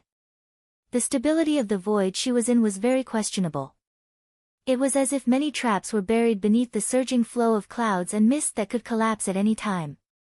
The invisible depths of the void seemed to have turned into quicksand that was scoured by an underground river. It had lost the stability she had achieved over the years. Rue-Wen opened her mouth, wanting to call out to Luo Nan, who was somewhere unknown. But in the end, she didn't make a sound. She wasn't used to addressing Luo Nan as such. "Brother." She didn't want to call him. Luo Nan wasn't polite enough. Therefore, her normal behavior was to completely forego addressing him and directly communicate with him. The transmission of sound waves was actually the least effective in the current situation. Rue-Wen was more used to using her mental senses to capture Luo Nan's location and directly teleport over, but the current situation didn't seem to be suitable. Rue-Wen suppressed the power she was used to. She simply pondered for a moment before turning her body. She didn't circle around the half-collapsed void traps. Instead, she directly plunged into them, allowing her body to sink into the depths of the unfathomable region. Rue-Wen entered the misty maze in the next second. The void barrier, which originally required the strength of an extraordinary to go all out in order to blast open, had already turned into a nearly rotten wooden board. Anyone could casually enter. Of course, this was only limited to the surrounding region. There was nothing much to say. This was the effect of Luo Nan's power. There was still a certain distance between Rue-Wen and Luo Nan right now. Luo Nan had already discovered her arrival, but he was unable to split himself for the time being. He had no way to greet her. Rue-Wen knew from this that Luo Nan's current situation wasn't too good. She pursed her lips and didn't make a sound. She followed her senses and made her way through the misty maze that had no concept of up or down. She hadn't been here for a few days, but this world gave her the feeling that there were some changes. The trillions of fragments seemed to be trying out some sort of new arrangement, but they weren't able to completely take shape. They were like a pot of thick rice soup, but there were some special textures in specific regions. For example, Ruiwen saw the silhouette of a person. His skin was dark and heavy, and he wore combat clothes. He was wrapped within the thick mist. He seemed to be twitching, but his body was clearly restricted. The texture of the surrounding region wasn't of the rice soup type. Instead, it was more like a tangled ball of silk rope. To be exact, it was more like pieces of a spiderweb that trapped mosquitoes and flies. As for the person within the spiderweb, Ruiwen didn't recognize him. The newcomer clearly sensed Ruiwen's arrival. His eyes were half opened and half closed. He wanted to open them, but he couldn't. His arm was still struggling within the mist, but he was ultimately unable to break free. Clearly, his self-awareness wasn't enough to break free from this spiderweb-style confinement, as well as the deeper confinement strength. Ruiwen also noticed that there were several transparent needles piercing into the area of this person's head. The front end penetrated deep into the skull and even the other organs of the body. An extremely long thread extended from the back end of the needle. It was connected to a certain region within the misty maze. There was a rich and varied energy and information that flowed and exchanged between them. Ruiwen was soon convinced that the back end of the needle was Luo Nan's current location. She didn't pay any more attention to the figure within the spiderweb. She followed this guidance and continued to make her way through the maze. It didn't take long for the rough house that Luo Nan had constructed in the depths of the misty maze to appear before her eyes. It was just that most of the edges of the rough house had already melted away at this moment. It formed an extremely smooth and gradual transition with the sandstorm region even further away. The further she went, the fewer the flying fragments became. It felt more and more stable. As for the enormous withered tree in the centermost region, it was hidden within the flowing ash-gray mist. It was like the work of a photographer, but it was also like she was observing some virtual reality. Reality and illusion were tightly blended together. Chapter 878. In the end, Ruiwen's perception was extraordinary. She suddenly stopped halfway through.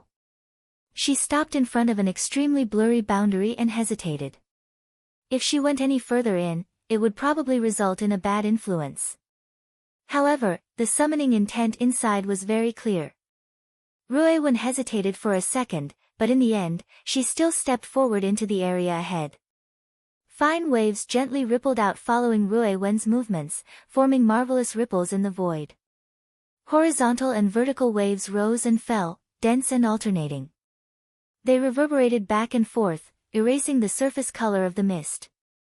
This scene, which was originally a relatively simple fusion of the virtual and the real, suddenly had many blurry silhouettes and colors. It was like a projection that wasn't quite successful. Layers and layers interweaved together. Ruiwen also saw that there were a few structures that were already relatively clear. They were similar to mountain peaks, rivers, buildings, and even more refined vehicles. They suddenly collapsed, and then they were reconstructed under the push of some sort of continuous but relatively chaotic force. It was just that there was already a clear difference from the scene before her. And so, Ruiwen knew that Luo Nan should have some new ideas and new harvests in the construction of his sandwich domain. But she could tell from this part of the scene that his results were still relatively weak. The boundary between the real and the imaginary was not clearly sorted out. It was quite sensitive to external stimuli, and its internal structure was not clear enough. It lacked stability. As the sole designer, Luo Nan didn't seem to be ready yet. In fact, Luo Nan's gaze was always focused on Ruiwen after she entered this area. He attempted to analyze her deeper nature in order to make this area better accommodate her existence. Ruiwen was very happy to cooperate, but Luo Nan's ability was truly insufficient to complete all of this in a short amount of time. Luo Nan gave up after a few adjustments. Ruiwen also took the initiative to restrain her energy and adjust her state. She made herself closer to nothingness in order to avoid bringing even greater stimulation to this area. And so, Ruiwen entered the space of the withered tree. This space completely imitated the structure of the withered tree of the real world. It was as narrow and small as the real world was. Though it was narrow and small, the structure of this space looked much more stable with the blueprint provided by Luo Zhongheng. It was no different from the real world. Rui Wen found Luo Nan without expending any effort. Right now, Luo Nan was in the resting room at the lower level of the tree hole space. He sat on a circular seat leaning against the wall with his head lowered. His breathing was long and drawn out, but an unstable situation would occasionally appear in the middle of it. His back was bent, his arms were crossed, his legs were crossed, and he was sitting very openly. However, if one looked closely, one would find that the structure of his body and the details of his movements were very unnatural. As he breathed, many parts of his body appeared stiff or distorted. In front of him, there was a pile of metal components, all of which were exoskeleton configurations. They were in a mess and were not taken care of. Blood stains could also be seen in the messy pile of spare parts. His injuries are very serious, Rui Wen stated the facts directly. Yeah. Luo Nan gave a simple response, but he didn't raise his head. In fact, his spine was injured, and normal movements were extremely strenuous. His voice was hoarse and weak. Rui Wen didn't say anything more. She just walked forward, and her slender and slightly cold fingers lightly rested on Luo Nan's neck. She made a slight shift, and she detected many areas of swelling, collapse, and even deeper and more serious injuries. Luo Nan was immediately unable to maintain his deep state. He shouted loudly, "Stop touching. It's itchy. It hurts." Rui Wen's fingers lifted up as if she had been electrocuted. She froze there, not knowing what to do for a time. Hiss. "Don't worry. I'm super sensitive right now." Luo Nan hissed as he spoke. His entire body was trembling. Right now when he opened his mouth to speak, his entire internal organs twitched slightly. However, there were some things that needed to be explained clearly. The main thing is that the perfect body created by the lamination interference isn't that easy to bear. It was so fun to bully people just now, but now the backlash is life-threatening. I'll help you reposition it. Rui Wen didn't participate in Luo Nan and Dean Wan's academic research process, so she didn't really understand what a perfect body was. However, she discovered that there were over a dozen bone fractures on Luo Nan's body from her rough observations just now. His internal organs were also displaced and damaged. If Luo Nan was a normal person, he would already be struggling for his life in the ICU. Luckily, Luo Nan was still able to laugh. He really was laughing. Wait a moment. Let me memorize everything first. Rui Wen still didn't understand. The injuries are quite serious, but these are all the consequences of having an incomplete exoskeleton frame. Not this pile. This is what I stripped off the body of the fellow outside. Cold sweat was dripping down Luo Nan's cheeks, falling onto the gaps between the exoskeleton fittings. There was even a thin layer of dust on top of these fittings. He nodded with his chin. It should be these. Master Shou used the rib bones of a ghost ox to process them. Their toughness and transformability are pretty good, but their strength is a bit lacking. Right now, all that's left is a layer of dust. I relied on this toy to forcefully push myself to the perfect body. But right now, there's only this bit left. It has absolutely no value as a reference, so I can only rely on myself. I need to memorize all of the injuries. I need to see where the problems are. Only then can I fix them. I don't want to fall into the same pit next time. Rui Wen frowned slightly, but Luo Nan gasped for breath and continued speaking. "Oh, my nervous system is preserved quite well. And right now I'm quite excited. This is the best opportunity. I've prolonged this state because I need to seize the time to record all of the feedback from my intuition. I feel like everything is going to be a mess when I return to my suppressed state. You're here just in time. Help me out as an observer. We'll compare the results later. If you remember clearly, then you'll learn. But if you don't learn from your mistakes, then you'll suffer a huge loss today."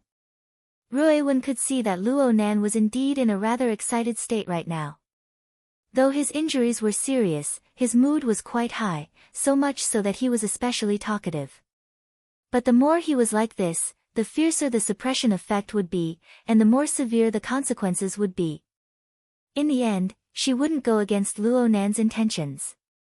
She pursed her lips and stared blankly for a few seconds before nodding in agreement. Luo Nan grinned and projected a work area. Many important details had already been recorded on it. There was also a simple drawing of the human body. The words and text were combined, matching one to the other.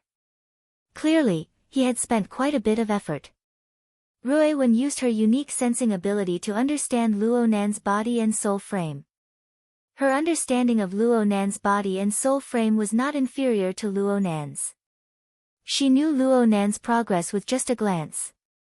He could even find some deviations from his own senses, so he pointed them out one by one.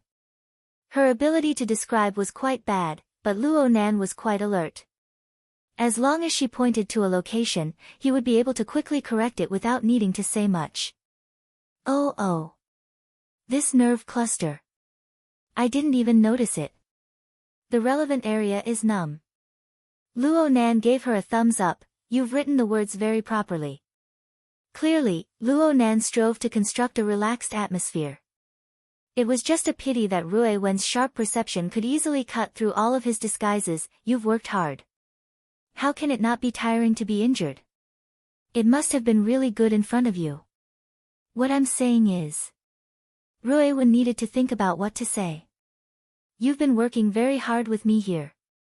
Luo Nan didn't find her words strange. It was just that when he wanted to console her, sweat soaked into his eyes. His eyes were unbearably dry, and he cut a rather sorry figure for a time. Rui Wen immediately reached out to help him wipe it away. Her fingertips didn't touch his pupils, but a cool and refreshing feeling pervaded the air. This move is called Sword Energy Eye Cleansing, right? Luo Nan continued to liven up the atmosphere, then he explained, you've seen the structure outside. It's true that it was quite tiring to bring you in this state, but your control is excellent. It's much better than I imagined. Plus, I wanted you to come over for the sake of continuous improvement. Right now we're in the stage of collecting data and endlessly experimenting. Speaking of which, do you understand the structure inside? A little bit. It's really troublesome. You've been injured all this time. That's not the right way to describe it. You should say that the existence of this half-baked domain is a constant burden for me. But you need to see that the benefits inside are enormous. Luo Nan needed to give Rui Wen an explanation of the current background. Have you discovered yet? Right now, the core of the domain I've set up around the dead tree is solid. Even though it's also a sandwich biscuit, it basically continues with the balance that you saw last time. I'm talking about relative balance. But the outer region is something I've set up on the spot. Let's call it virtual reality for the time being. It's basically pieced together randomly. But there's really no other way. If I don't do this, a lot of messy energy won't be able to leak out. In addition, I need to use this to deceive people. I need to deceive a lot of people. Rui Wen immediately thought of the outer region, the fellow who was entangled in the spider web. It's just one of them. A test subject. I won't go into the details. In short, I've already become the target of public criticism due to my not-so-smart actions this morning. Many people want to pull out my tendons and flay my skin. I definitely can't beat them head-on, so I'm using this method to trick them. Yeah, I'm trying to trick them. You're using this? Rui Wen showed a rare display of straightforward doubt towards Luo Nan. Cough. You can't really win people's trust, right? Right now, it really doesn't look good. The logic is chaotic, the rules are incomplete, and there's even some messy interference of consciousness. Luo Nan was a bit embarrassed. Forcefully integrating them into the void world is really difficult for people. The backlash is also quite fierce. However, we still have opportunities. There are conditions. For example, the recoil is quite sufficient. You've seen your big brother's soul cloak, right? There's also the spider web altar. Right now they're endlessly gathering redundant consciousness resources from the sea of consciousness for my use. They're even extracting energy from the abyss region, but it's very messy. Ruiwen hit the nail on the head. Ah.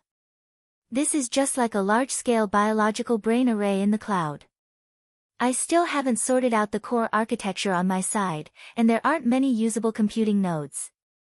How many people in this world understand the basic concepts of configuration? Snake tongue, Enlil, cat eyes, and a few others aren't very good at it. Speaking of which, you're one of the most important computing nodes. Your little brain is quite clear. The more you understand the situation here, the less worry I'll have. Understand? Ruiwen didn't respond. She just stared at Luonan, and there seemed to be specks of light flickering in and out of the depths of her dark pupils. They were like the streams within a deep gorge, occasionally sparkling with light. Chapter 879. Actually, the previous conversation between the two did not affect the progress of Luonan's bug catching for his injuries. They naturally entered a state of concentration similar to that of multicore parallel processing. They coordinated and mobilized their mental resources to resolve all sorts of problems in an orderly manner. This sort of parallel processing model, simulated by the brain, originated from Dean Wan's secret technique of overall planning. Admittedly, it was an incorporeal mana-consuming skill, but for the current Luonan, it just so happened to be able to digest the serious excess of computing power resources. As for how Ruiwen did it, only the devil knew. Everything had been going quite smoothly. But Luonan's special focus state was broken when Ruiwen cast her gaze over at this moment. This gaze had already exceeded the scope of what Luonan was familiar with. Unfortunately, what existed within wasn't any complicated thoughts. Instead, it was some sort of unique method that followed Ruiwen's own logic. Luonan instinctively wanted to analyze it, but he didn't know how to start. This caused the unstable state of his domain to fluctuate once more. For a time, he found it a bit hard to bear. He could only adjust himself and subconsciously talk to himself. Are you wondering why I'm using such a complicated and strenuous method? You're under a lot of pressure. Ruiwen's words were like an arrow piercing his heart. Luonan grinned wryly, but he felt unexpectedly good chattering like this. Yeah. Every single one of the people I need to deal with right now have abilities no less than Jin Tong and Gong Qi. I hoodwinked them this morning, but in the end, it was just hoodwinking. Those people have their eyes fixed on the cloud world. No, it's very likely that they're looking at the deeper layers.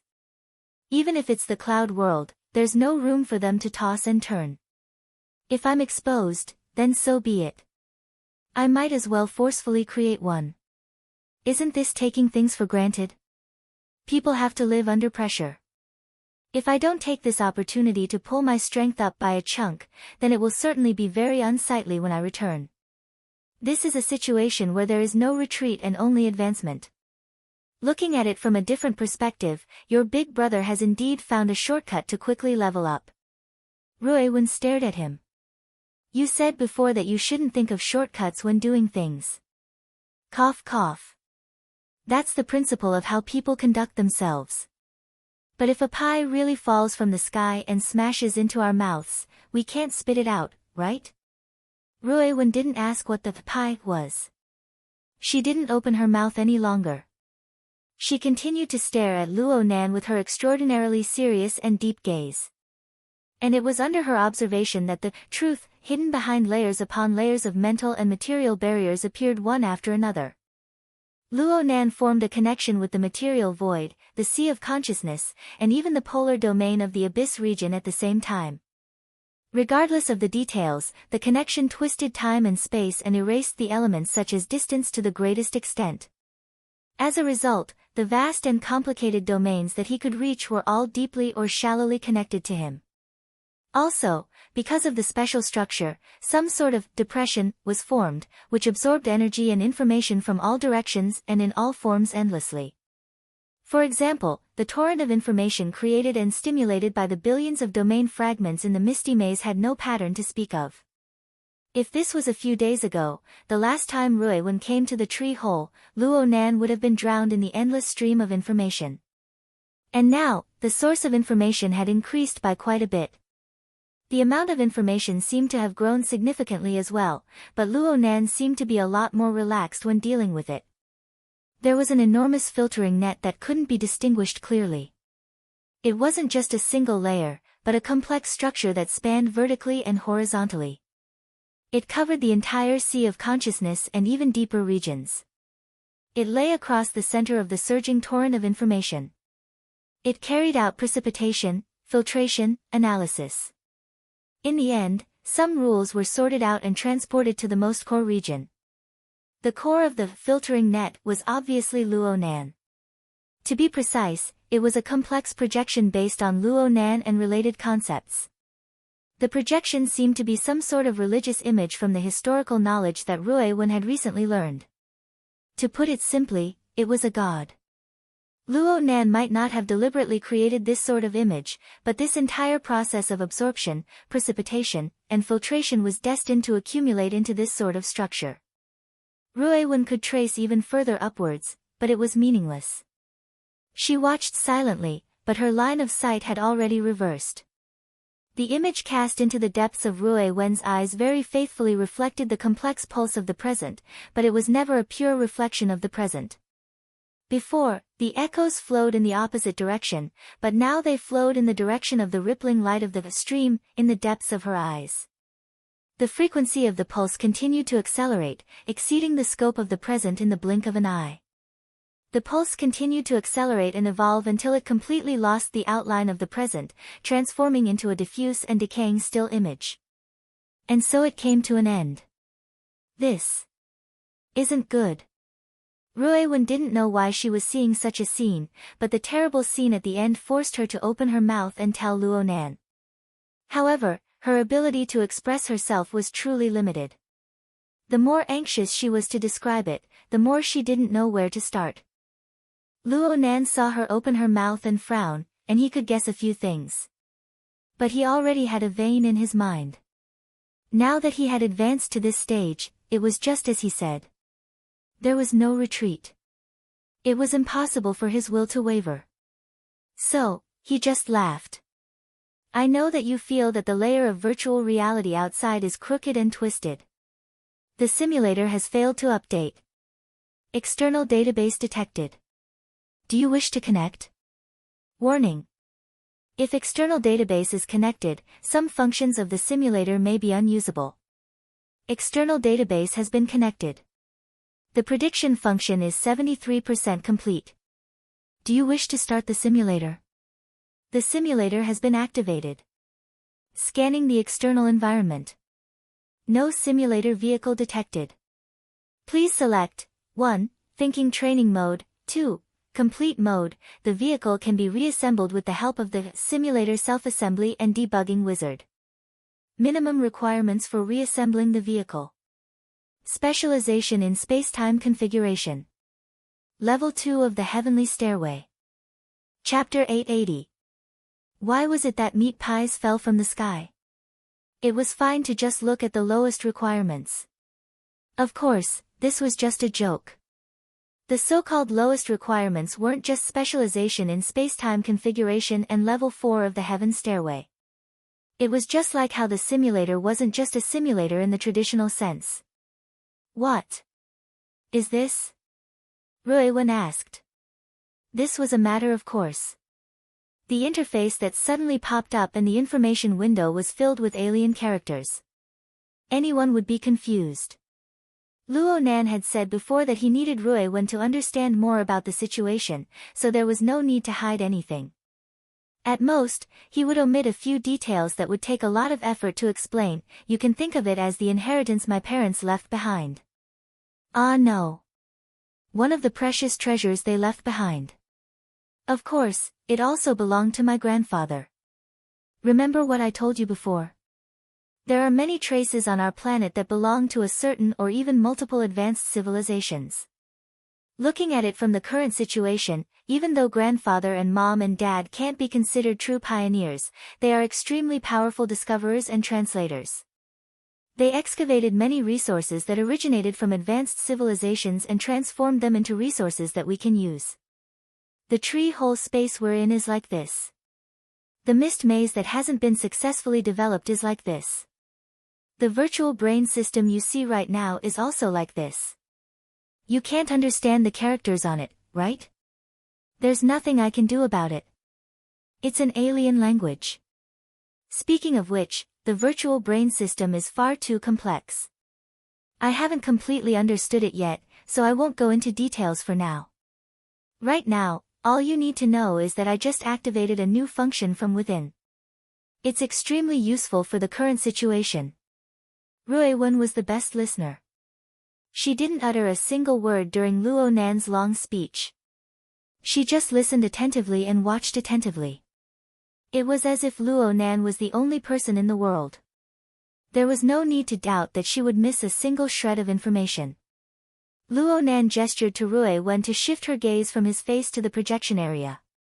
The virtual brain interface. The central virtual brain galaxy had a structure of millions and millions of stars. It was very complex and dazzling. The outer satellites, especially the exoskeleton system that represented personal equipment, also involved many layers of explanation. Luo Nan just skimmed over them. Luo Nan's fingertips and Ruiwen's line of sight finally fell upon another satellite, which was the outer space flying ship. A few days ago, the lonely, dark body of the starship had simply circled around the central, virtual brain galaxy, in silence. No matter how hard it was stimulated, there was no response. But when Luo Nan passed the 100-year sequence general education test, as well as the additional offline test. Perhaps more importantly, after Luo Nan made contact with the Sun Will Hell in the distant deep space and experienced the baptism of its flood of information, the unreadable state of this satellite was gone forever. At this moment, although the spaceship in outer space was still dark and lifeless, a certain area in the middle of the spaceship was electrified. The light in the area was passing through some of the portholes on the spaceship, turning into fragments of different shapes and flowing out. Amidst the twinkling lights, a relatively complete functional area appeared, the reflection of it. Oh, this area appears to be mini and empty, but it is actually operating normally. Although I can't see its internal structural components too clearly, it is still extremely precise and tight as a whole. It may be illusory, but the way it operates is real. It belongs to the reality of the material world. It's a virtual physical system. Luo Nan's telepathic thoughts linked with the external neuron, driving the image on the projection to enlarge endlessly, focusing on the sole light source of the spaceship in outer space. As his cultivation continued to rise, the precision of his perception and control over this area continued to rise as well. From a visual perspective, they were like two astronauts walking in space or ghosts floating in the starry sky. They approached the spaceship in outer space ceaselessly and then seeped inside. This area within the spaceship wasn't too spacious compared to the overall structure. The environmental layout was also relatively simple. There was only a single piece of integrated equipment that occupied an area of about 10 square meters. All that was left were the corners. The integrated equipment was like a large beetle lying on the ground, with its head and tail cut off. At the relatively wide front was an arc-shaped interface. Right now, it flickered with the radiance of information. Large amounts of text and diagrams, as well as the constantly switching map and various non-optical imaging effects, made all of this exude a lifelike professional style. Perhaps at this very moment, in a certain corner of the universe, there was such a piece of equipment. It was controlled by some bizarre intelligent life form, carrying out its functions and missions. Luo Nan constantly fine-tuned the angle of the projection. He was like a photographer, deliberately creating an immersive feeling. Right now, he and Ruiwen stood at the top of the tree hole space. Behind them was the lens and the surrounding nebula. And in front of them was the enormous piece of equipment, even though it only existed within the mini spaceship of the virtual brain system. Luo Nan was the operator. He had already found the relevant content from the large manual of the virtual brain system. Even though it was a bit too simple, he was still brimming with confidence after studying it seriously and putting it into practice. He demonstrated it in front of Ruiwen. To put it bluntly, this is a simulator. Frost River reality. No, it's closer to the burner simulator, or the simulation effect of the psychic wave network. After all, you're separated by a layer. At most, you're watching a 3D movie. But in my perception, it's already quite realistic. Luo Nan erased the original image on the front interface of the device as he spoke. After a few jumps, an even simpler and clearer pure text interface appeared. There were many options and their corresponding explanations. Luo Nan translated for Rui Wen.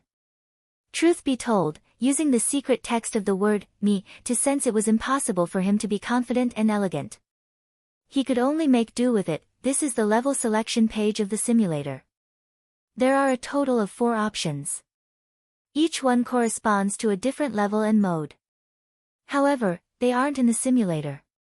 They're in the simulator itself. Oh. First, we need to understand one thing. Even though we're looking at a simulated simulator, it's only simulating one of the simulator's forms. To be more precise, it's the lowest form. Do you understand? Rui Wen thought for a bit. She extended her finger and tapped on the simulator interface in the virtual projection area. There was a column of text at the very top.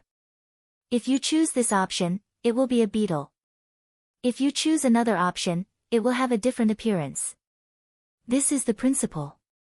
It's like a transformer, but it's tens of thousands of times more complicated. Luo Nan extended his hand to touch Rui Wen's finger. He tapped on the first option as well. I named this option, Brain in a Jar, in accordance with Earth's language habits.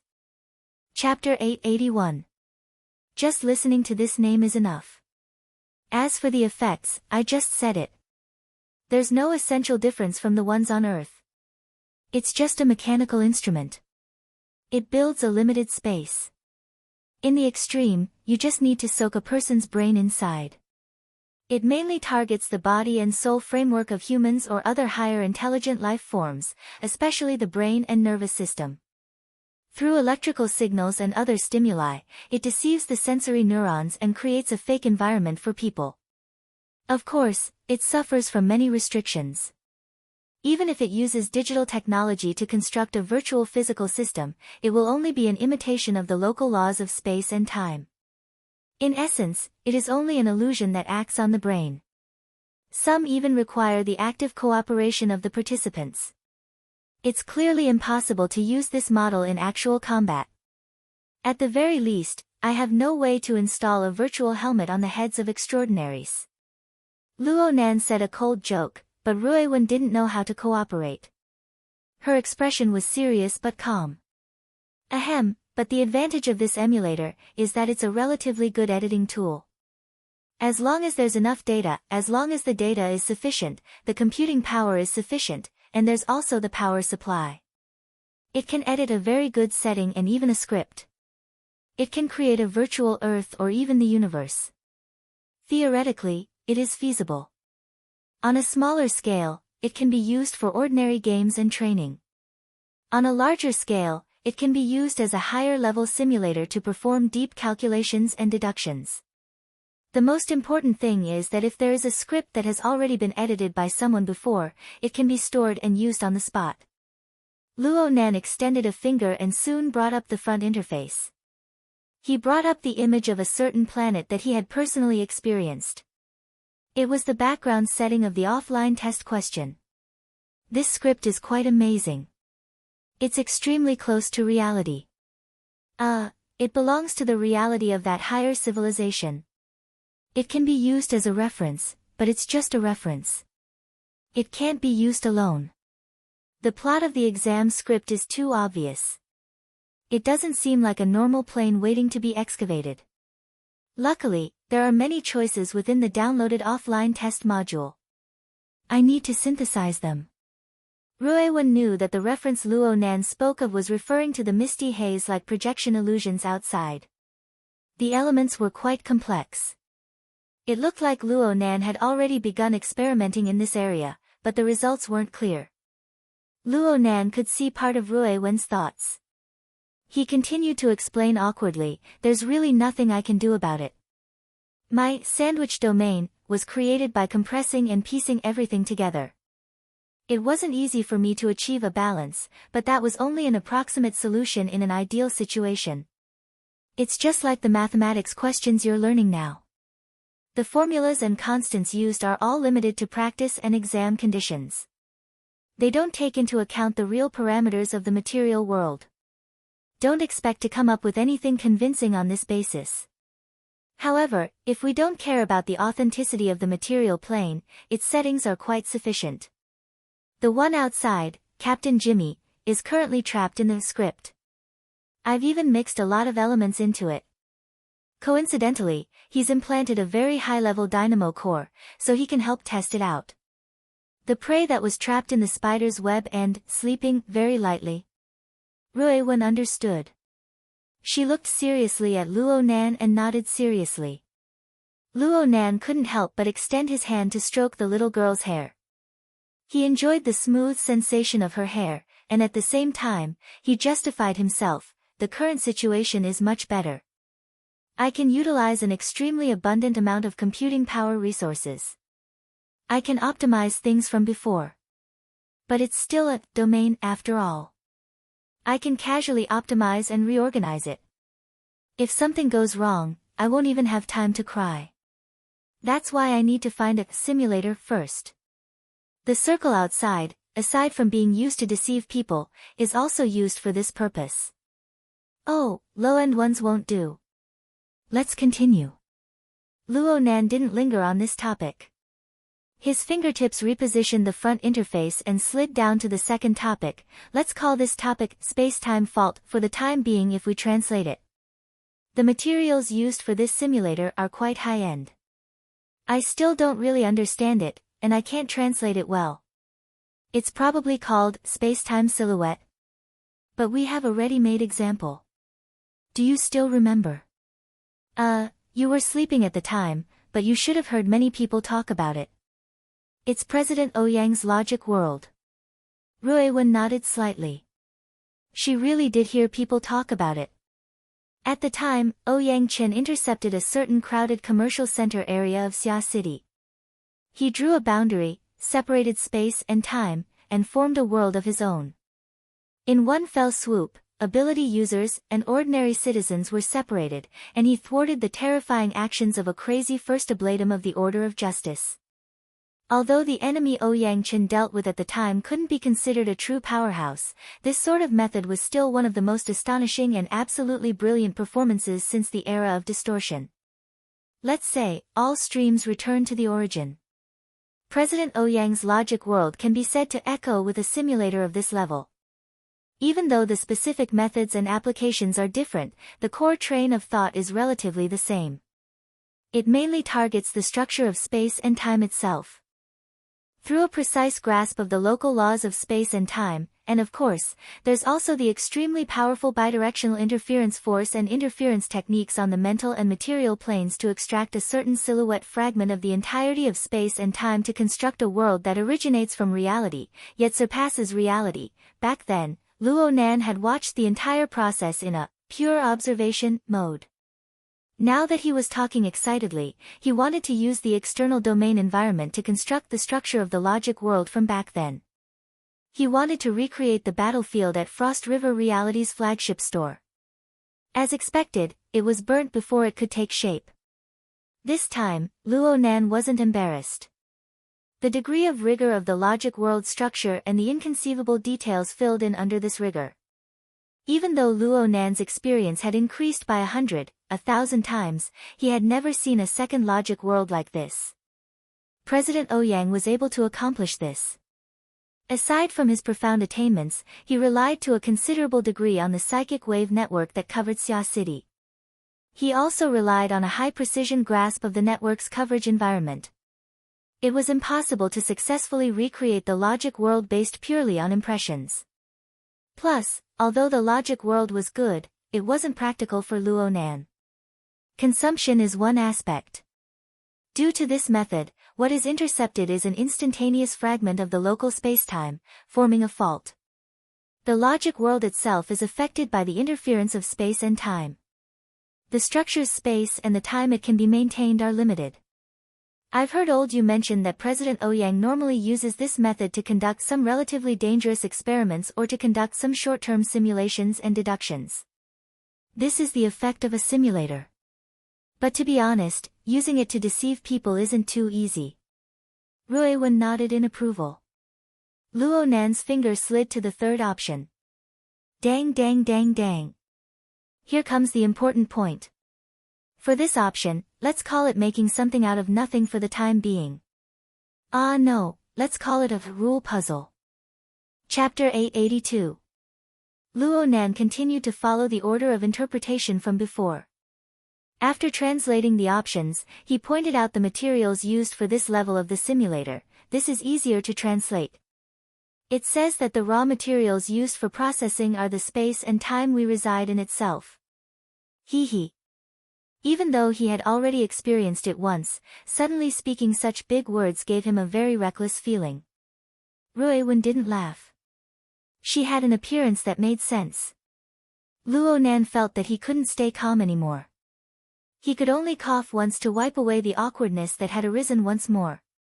He also maintained his elder brother's dignity and continued to operate on the front interface. Luo Nan was different from just pointing at the first two items. He opened the third item's secondary interface. The first item was densely packed with explanatory text. There were a few complex diagrams mixed within. There were also formulas and the like. Luo Nan had already researched this before. The large sections of explanatory text here weren't very friendly to a half-baked translator like him. They also exposed his shortcomings in the area of pure theory. This wasn't something that could be made up for in a short period of time. So he quickly skipped over it and entered the more complex, continuously changing, and completely unfixed graphical interface. What you see right now and what I perceive in the system are actually two different things. Just like how the material world we see is not the same thing as true existence. I can use my mental senses in the system to capture even more dimensional structures. What appears before our eyes is just a projection of one end of the complex structure of space and time. You should understand this. Ruiwen really did understand.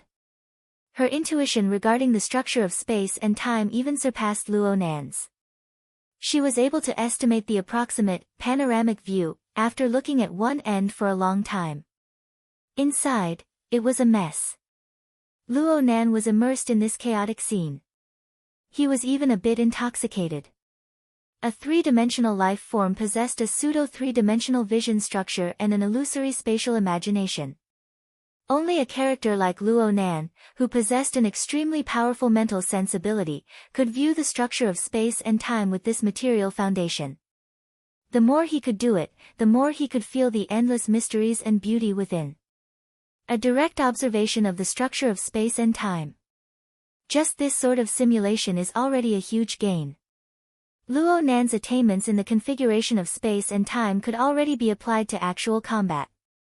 He had gone through the 100-year sequence and the additional questions to verify that he had indeed reached a considerable level. However, the anatomical diagram, presented in the simulator, was still quite shocking. Every time he observed and sensed it, he would have a brand new experience. In comparison, the real local space and time was so vast that there was no end to it. The mist maze, on the other hand, was too broken. That was just a simulation. What kind of splendid scene would it be if the real space and time were dissected into this? Yes, in order to create this simulator, the basic requirement is to dissect the local spacetime, cut the complete spacetime into suitable materials, and reassemble it with the method of configuration, changing the rules and laws. In fact, once it is cut, it is the change of nature, and all kinds of changes are contained within. Luo Nan spoke of these things as if he were cutting a cake. However, time and space were ever-changing, and the laws were hazy. It was hard to change. It was not some plasticine that could be molded however one wanted, one had to have the awareness of competing with the vast universe. Even someone as strong as President Ouyang had to rely on the foundation of the psychic wave network, utilizing multiple conditions on the mental and material planes to realize the masterpiece of the logic world. For instance, the powerful thought process of erasing the old rules and scribbling new rules required the support of a powerful bidirectional interference force between the material and the material plane, an extremely brilliant interference technique, and a spacetime configuration design ability that far exceeded the standard. No matter how enormous Luo Nan's accumulated soul strength was, no matter how much power the altar's spiderweb had, it was impossible to forcefully bend the local space and time to complete a precise configuration. This was despite the fact that the simulator guide already had the basic blueprints and operating procedures. But he had indeed found a shortcut by using such a relaxed tone. He didn't need to forcefully distort, cut, or dissect the structure of spacetime because he had substitute materials. He had an inexhaustible supply of them. We have the mist maze. Luo Nan's voice seemed to be refracted and reverberated within the trillions of domain fragments. These fragments are a bit finer, but they are essentially no different from the structure of spacetime. I can completely use the sandwich domain to infiltrate and guide them in. Not only can I arrange and combine them at will, but the rejection is also extremely low. As long as I have patience, I can form something from nothing, from small to large. When pieced together bit by bit, I can completely form my own unique rules of spacetime. He even gave an example in order to increase his persuasiveness. For instance, the 70 Format Research Institute. Wasn't my mother piecing together bits and pieces of domain fragments? Of course, she should have done some dimensionality reduction processing. The area she assembled isn't a particularly standard structure of spacetime. There's a bit of a discontinuity to it. But there are many details that are worthy of in-depth research. We need to properly refer to them.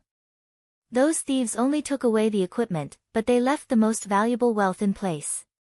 They can't take it away, right? Luo Nan didn't wait for Rui Wen to respond. His eyes sparkled, and he spoke faster and faster.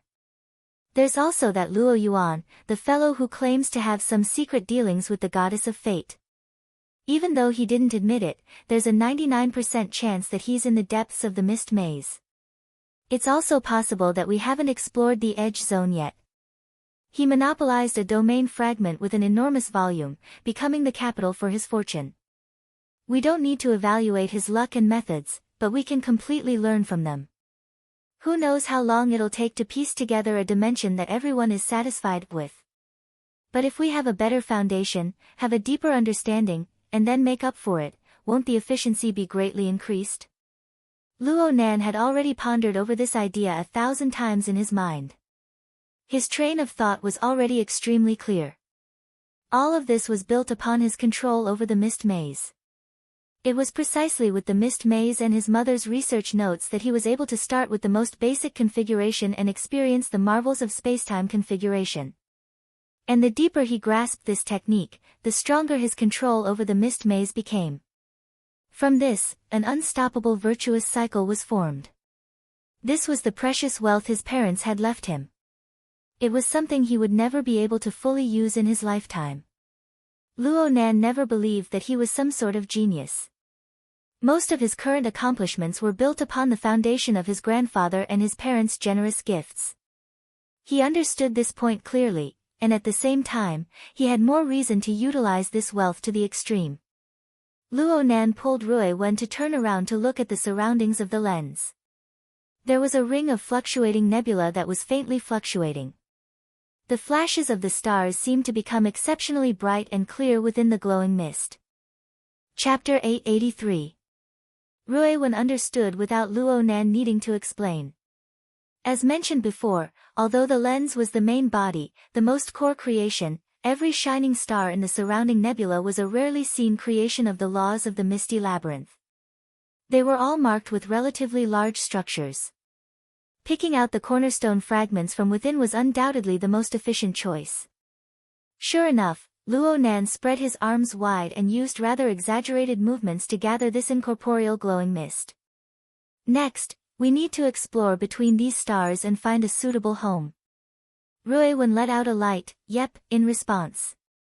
Perhaps if Luo Nan was a bit colder, Luo Nan wouldn't need to take out such exaggerated actions to tease a child. Maybe he would go from bad to worse. It was rare for Rui Wen to be a bit absent-minded. When she turned her gaze back, she saw that Luo Nan was already switching interfaces, preparing to enter the substantive program. Could she have missed something? Then, what about the fourth item? The fourth item. Oh, I forgot to mention it. Luo Nan's expression was a bit downcast. But there's nothing much to say. It's not that it's not important. It's just that we don't need it for now. I call this item the celestial landscape. You can say that I'm using Grandpa's formatting theory as a footnote. Many of the basic theories inside are related to the interaction between heaven and earth and the self format. It should have a corresponding relationship with the extraordinary domain that we're used to talking about. It's just that I didn't explain it too clearly. The corresponding simulators are all auxiliary designs, but the requirements to use them are off the charts. I haven't studied them thoroughly yet. Rui Wen let out an "oh" and didn't say anything else. Just at this time, a window of information belonging to the virtual brain system popped up on the current interface. It made a new notification, and Rui Wen saw it. There's news. It's about data loading. Oh, the progress is quite fast. The efficiency of the cloud biological brain array is exploding. The meaning of the new notification was roughly as follows: Sequence 1 data loading complete. Automatically loading Sequence 2. Completed low-end network preloading. Officially loading in progress. Luo Nan knew that the so-called Sequence 1 was the data related to the Sunwheel hell that had settled within the spiderweb. An enormous amount of information and noise were mixed together. Luo Nan tossed and turned for several days, but the analysis progress was still extremely slow. But Luo Nan erected a statue of a god atop the altar's spiderweb, realizing the integration. Under the support of powerful computing power, the progress bar was pulled to the bottom in the dozen or so hours. As for Sequence 2, Luo Nan recalled earnestly for a moment before remembering. This was from the disciple of veteran hand, Wu Li. Luo Nan had linked the question board in his hands to a certain data center in Ban City. Luo Nan had finally collected this information. The source should be a part of a large data collection project of a large power. In the modern information society, this type of database also had an explosive amount of information. It was time to make good use of it. Sequence 2 data loading complete. How many seconds? 2. Luo Nan was a bit stupefied. The difference in mass. Did it need to be that obvious? Of course, from the information provided by the system, the external neuron had already been downloaded from the data center before it was officially loaded with Sequence 2's information. It was likely that the external neuron had already copied the entire set and was only now officially loading the analysis. This avoided the limitations of the Earth-level data center hardware, and with intelligent, idle operation, it created a stunning effect. But no matter what, Luo Nan was reminded by the intuitive comparison of over 100 hours and 2 seconds. Compared to the flood of data from the Sunwheel Extreme Prison, the reserves of the Earth-level data center were on a completely different level. The Sunwheel hell was impossible to quantify, but Sequence 2's massive amount of data allowed Luo Nan to estimate an approximate value range. Using this reasoning, Luo Nan seemed to have underestimated the computing power gathered by the altar's spiderweb and the ability level of the brain array formed from it. This kind of ability really exceeded his expectations.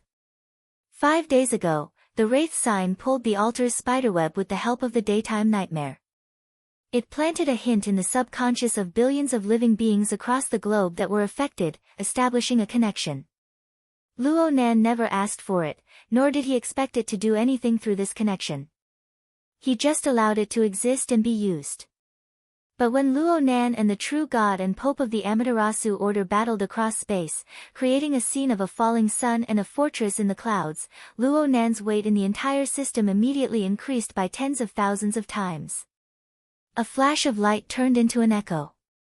Among these billions of living beings, the telepathic responses of the hundreds of thousands of ability users, who had already climbed to higher levels of the evolutionary tree, had already caused considerable interference to Luo Nan. For the sake of sorting out the chaotic echoes and not affecting his own state, Luo Nan used his own perfect body as a standard to establish the image of a god. This was tantamount to establishing rules for the altar's spiderweb. Since then, Luo Nan's chaotic expression had directional feedback, and the brain array of the brain array in the cloud had set up its basic structure. There was, without a doubt, a great deal of potential to be excavated within. Luo Nan's statue of God only supported the most basic of feedback. It was just as he said to Rui Wen. He didn't even understand the core structure, let alone anything else. Luo Nan was able to realize a leap in computing power. On one hand, it was abundant to the point of overflowing computing power. It was similar to an exhaustive method, forcefully piling up efficiency. On the other hand, the altar's spiderweb led by the wraith sign and the external neuron planted deep within the brain seemed to possess a basic framework for utilizing this resource. Luo Nan was at best a person who used tools. This was great. It wasn't like Luo Nan truly viewed himself as an omniscient and omnipotent god. He had domains that he was good at. Of course, he had domains that he wasn't good at. For the latter, the most practical consideration was obviously to utilize tools. The sudden increase in harvests did not disturb Luo Nan's established train of thought. Instead, it raised his expectations a step further.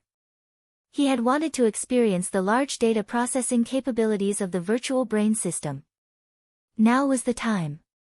Luo Nan's fingertip swiped across the interface in front of him. He did not directly enter the rule jigsaw puzzle. Instead, he first clicked on the brain in a jar. Before developing a large construction project, he needed to make a solid design blueprint. After a series of operations on the secondary interface, the simulator of simulations gave feedback. Do you want to activate automatic editing mode? The simulator we are using right now is actually a virtual machine. Calculations on the pure data level are not needed. The external neuron is already hard enough. Let's begin now. Luo Nan's mouth did not stop. It was as if he was reminding Rui Wen, but it was also as if he was encouraging himself. Then, he clicked on the virtual button without a doubt, entering brain in a jar's automatic editing mode.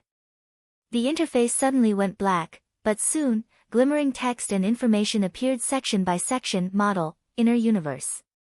Version number, Great Sovereign Level Basic Exploration Model 2. 7. Authorized Production Department, Heavenly Abyss Empire's 17th Equipment Department. Authorization Time Limit, Permanent. To explore the gap. To pay for shame. To live for the past, Zhang Yong. Who was Zhang Yong? Luo Nan could only guess that this was a name. He should be a character of great status in this high-level civilization. It was just that his words were a bit dull. The automatic editing mode settings came one after another without waiting for Luo Nan to ponder further, unable to connect to the Heavenly Abyss Spirit Network. A valid data source has been discovered. Do you want to automatically import external data? Luo Nan, who had already read through the relevant instructions, did not even think. He simply clicked Confirm. Chapter 884. It was the 12th of May in Ban City. This day seemed especially long. In the eyes of relevant people, this day had been divided into many events from morning to night. Ever since the Fusang Divine Tree system covered Ban City, experts from all walks of life took turns. There was no need to mention people like the Pope and Mr. Mo. There was also a high-level extraordinary-level conference. Including the observers, there were close to 100 participants, and any one of them was a big shot. Normally, these participants would be the focus of attention and analysis by various intelligence agencies. Intelligence personnel would hate to stare at their crotches and see the color and quantity of their farts. But today, the vast majority of people here were just there to cheer the crowd, but they still couldn't be underestimated. There was a huge amount of information, but it was also mixed with a huge amount of noise, forming a huge amount of data that tormented all kinds of professional intelligence analysts. Many intelligence agencies around the world were prepared to work until they died. It couldn't be helped. It was better than making a wrong judgment and causing a world war. In comparison, Deep Blue, and the Apocalypse Laboratory, hidden in a certain region of the Deep Blue world, had their own intelligence analysis team. They were willing to spend money, and they had the advantage of being the first contact that others couldn't get. But they also spent the most effort on this. It had been 15 hours since Mr. Mo left the public site. The analysis team that had been temporarily assembled by the two laboratories was still working intensely. Bald Jeff gulped down his fifth cup of coffee, stepped on an electric hoverbike, and temporarily left the research lab. No one cared about his actions or whereabouts. In the face of heavy analysis and research work, even raising their heads was a burden they couldn't bear. Jeff didn't go too far. He randomly found a communications room that could communicate with Earth's spacetime. He didn't care if he was being monitored or not. He just turned on the Transworld communication system, and soon, a three-way communication was established. The projection showed the upper body of a person. On Jeff's left was Director Mao, who had appeared at the extraordinary conference. He was the spokesperson of Quantum Corporation in the inner world. And on his right was his biggest financial backer, Wang Yu. She was the head of a certain great clan with unfathomable influence in the political, military, and business world. She was the head of the Jade Review Association. Although Bald Jeff was the leader of the Deep Blue Laboratory and had always been arrogant, compared to these two, there was an insurmountable gap in status. There was an insurmountable gap in status between the two of them. The only thing he could do was to adopt a businesslike attitude and report the latest situation. The current situation is intermittent, but there are still signals coming through. The accumulation of information was quite effective. Currently, they were trying to reconstruct the possible environment of the other side based on the feedback of the signal.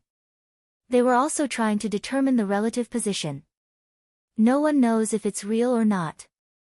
At the end of the day, distinguishing between the real and the fake is the most important thing.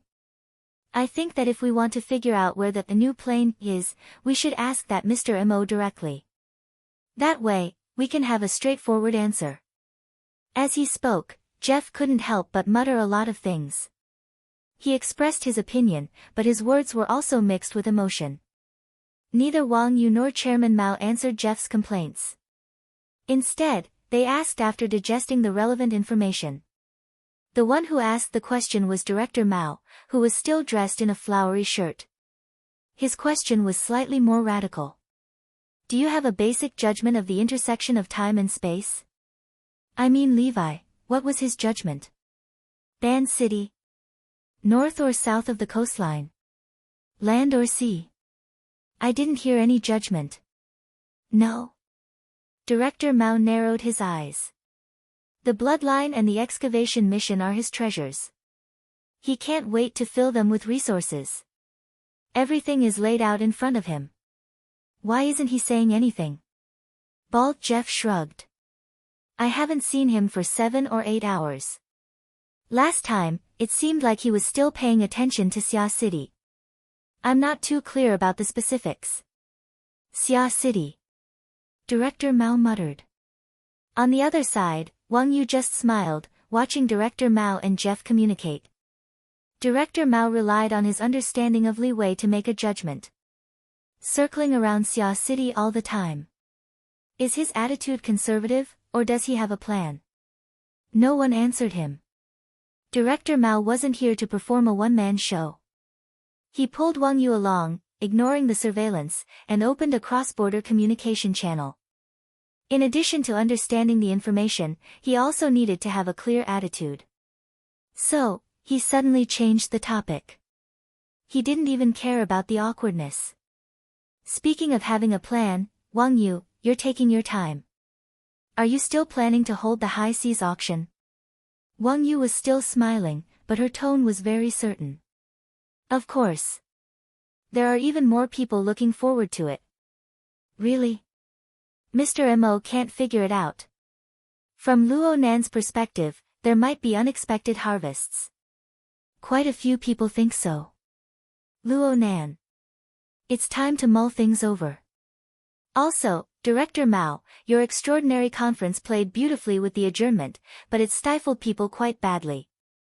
I heard that quite a few people believe that the conference will resume on the day of the auction.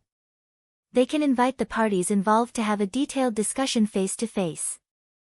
Perhaps they can reach an agreement on cooperation on the spot. Director Mao laughed. It's also possible that a world war will break out on the spot. That's why it's in the high seas region. No. It's too close to my vacation island. Wang Yu made small talk. This is a major event related to the new plane. Director Mao, it's unjustifiable for you to hold the idea of staying out of it. It seemed like a casual conversation, but it involved an extremely serious core. As for how serious it was, the two people participating in the conversation had different understandings. Director Mao also made small talk. He led the change of topic. Speaking of the new plane, there's also Xia City. I've reminded you. There's a matter. Oh. Wang Yu maintained her smile. A sudden inspiration would not appear so openly in this kind of conversational setting.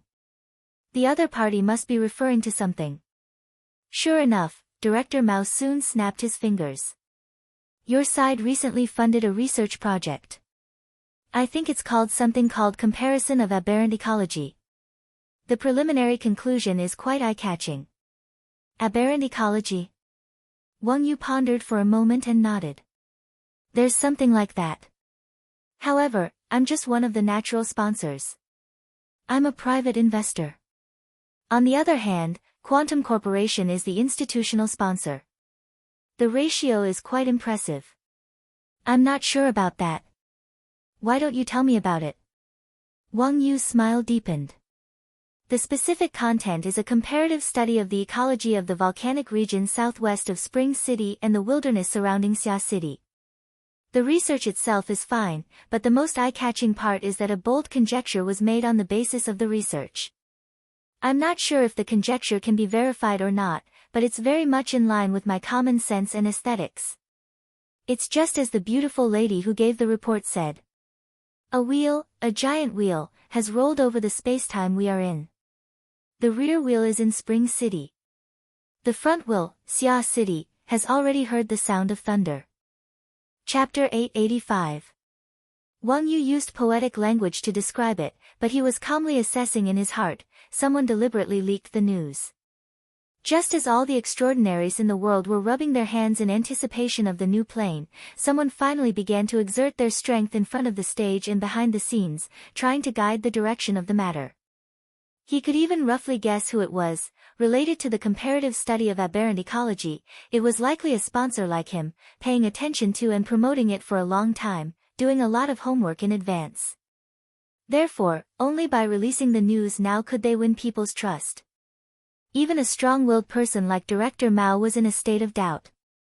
At this time, Director Mao thought of another story. Spring City. Many things have happened in Spring City in the past 6 months. Even someone as reclusive as Li Wei can't stay calm. I heard someone stole a uterine fibroid, which is like stealing his elixir. Wang Yu simply answered, I've heard of it. That seems to be where Jin Buhuan perished. To be precise, it's the southwest volcanic area. It's a few hundred kilometers away, and it's just missing. A sensitive area. Director Mao stared at Wang Yu, and Wang Yu looked back at Director Mao. They were both pondering each other's thoughts. In the end, Director Mao got straight to the point. Speaking of which, Luo Yuandao's laboratory is very close to that place. That's always been their active area. It seems that young Master Wang already has a direction. As I said, this is more in line with my common sense and aesthetics. Wang Yu also put on a frank attitude. A plane that's extremely close to us will always have some contact with us for a period of time, more or less, and not just appear in everyone's greedy dreams.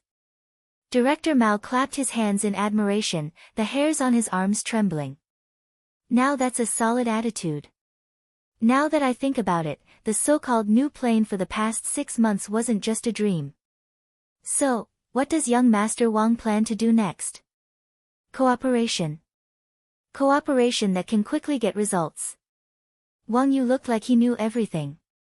Director Mao, and Quantum Corporation, what are your considerations? Considerations? Are you talking about those greedy shareholders or the brain-dead board of directors? After a pause, separated by a distance of several thousand kilometers, the two looked at each other and laughed. There was no other reason than that these two people, or at least the two parties involved, were both brain-dead members of Quantum Corporation's board of directors. The equity structure of a public company such as Quantum Corporation was far too complicated, and it had to be complicated. It was one of the largest organizations in the world, and it was distributed in the hands of thousands of large and small institutions, as well as countless private investors. Even if 88 isolated cities floating on the Earth's crust were a little strenuous to support a globalized environment, political, economic, military, and historical factors had determined that such an attitude was necessary. Of course, the result of the complicated equity structure was that the leading power of the board of directors was greatly increased. External directors with huge connections and influence, as representatives of various forces, entered the board of directors, forming a kind of loose interest group, harmonious but different, fighting but not breaking. Of course, the board of directors had also been renewed and replaced over the past few decades. In the end, those who were seriously unsociable were eliminated and a relatively stable governance structure was formed. Quantum Holdings definitely had a basic standpoint. Even if it was vague, it would always stand firmly on the side of the world's advantageous side, steadily seizing the benefits. With a successful example before them, Director Mao and Wang Yu brought up the discussion mode of Quantum Corporation's board of directors. Cooperation is the correct choice. Everyone here isn't a child protecting their food. As long as there is compromise, there will be a basis for cooperation. As long as the first step is taken, there will be a first step. Even if it's a deliberate lie, there will always be elements of truth within. But many people think highly of themselves and prefer to settle things in one step. There are also people who don't recognize the logic of adults.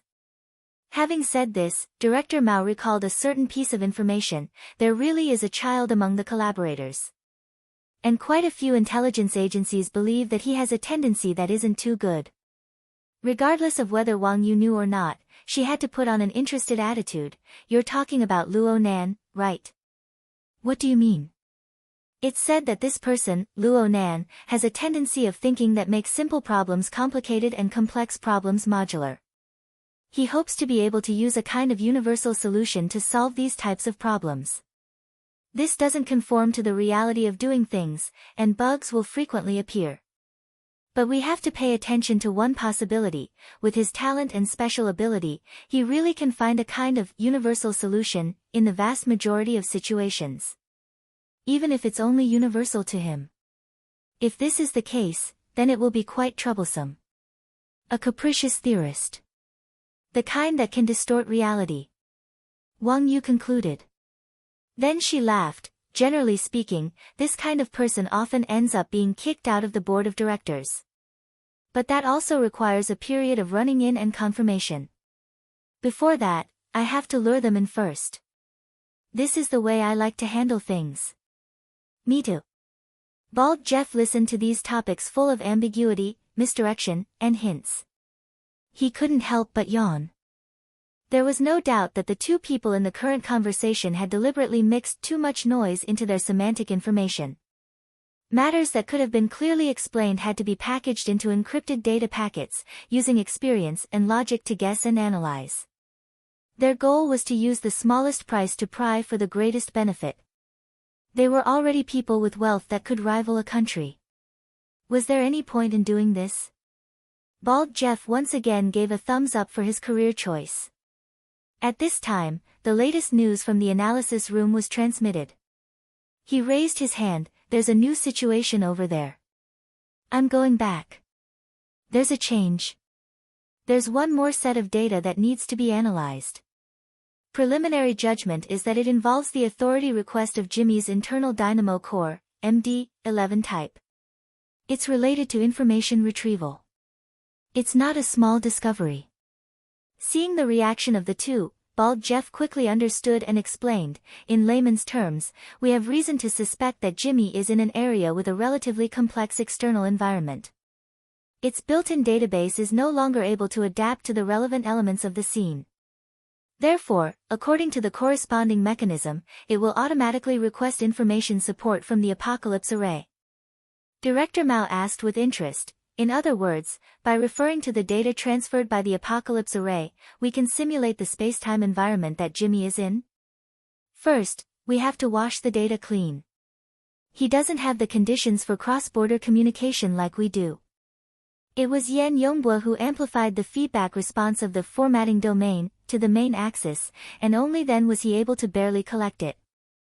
Moreover, it's already seriously distorted. It won't be easy to strip out effective information. After a pause, Jeff pursed his lips. Moreover, the identification of authenticity is a very important prerequisite.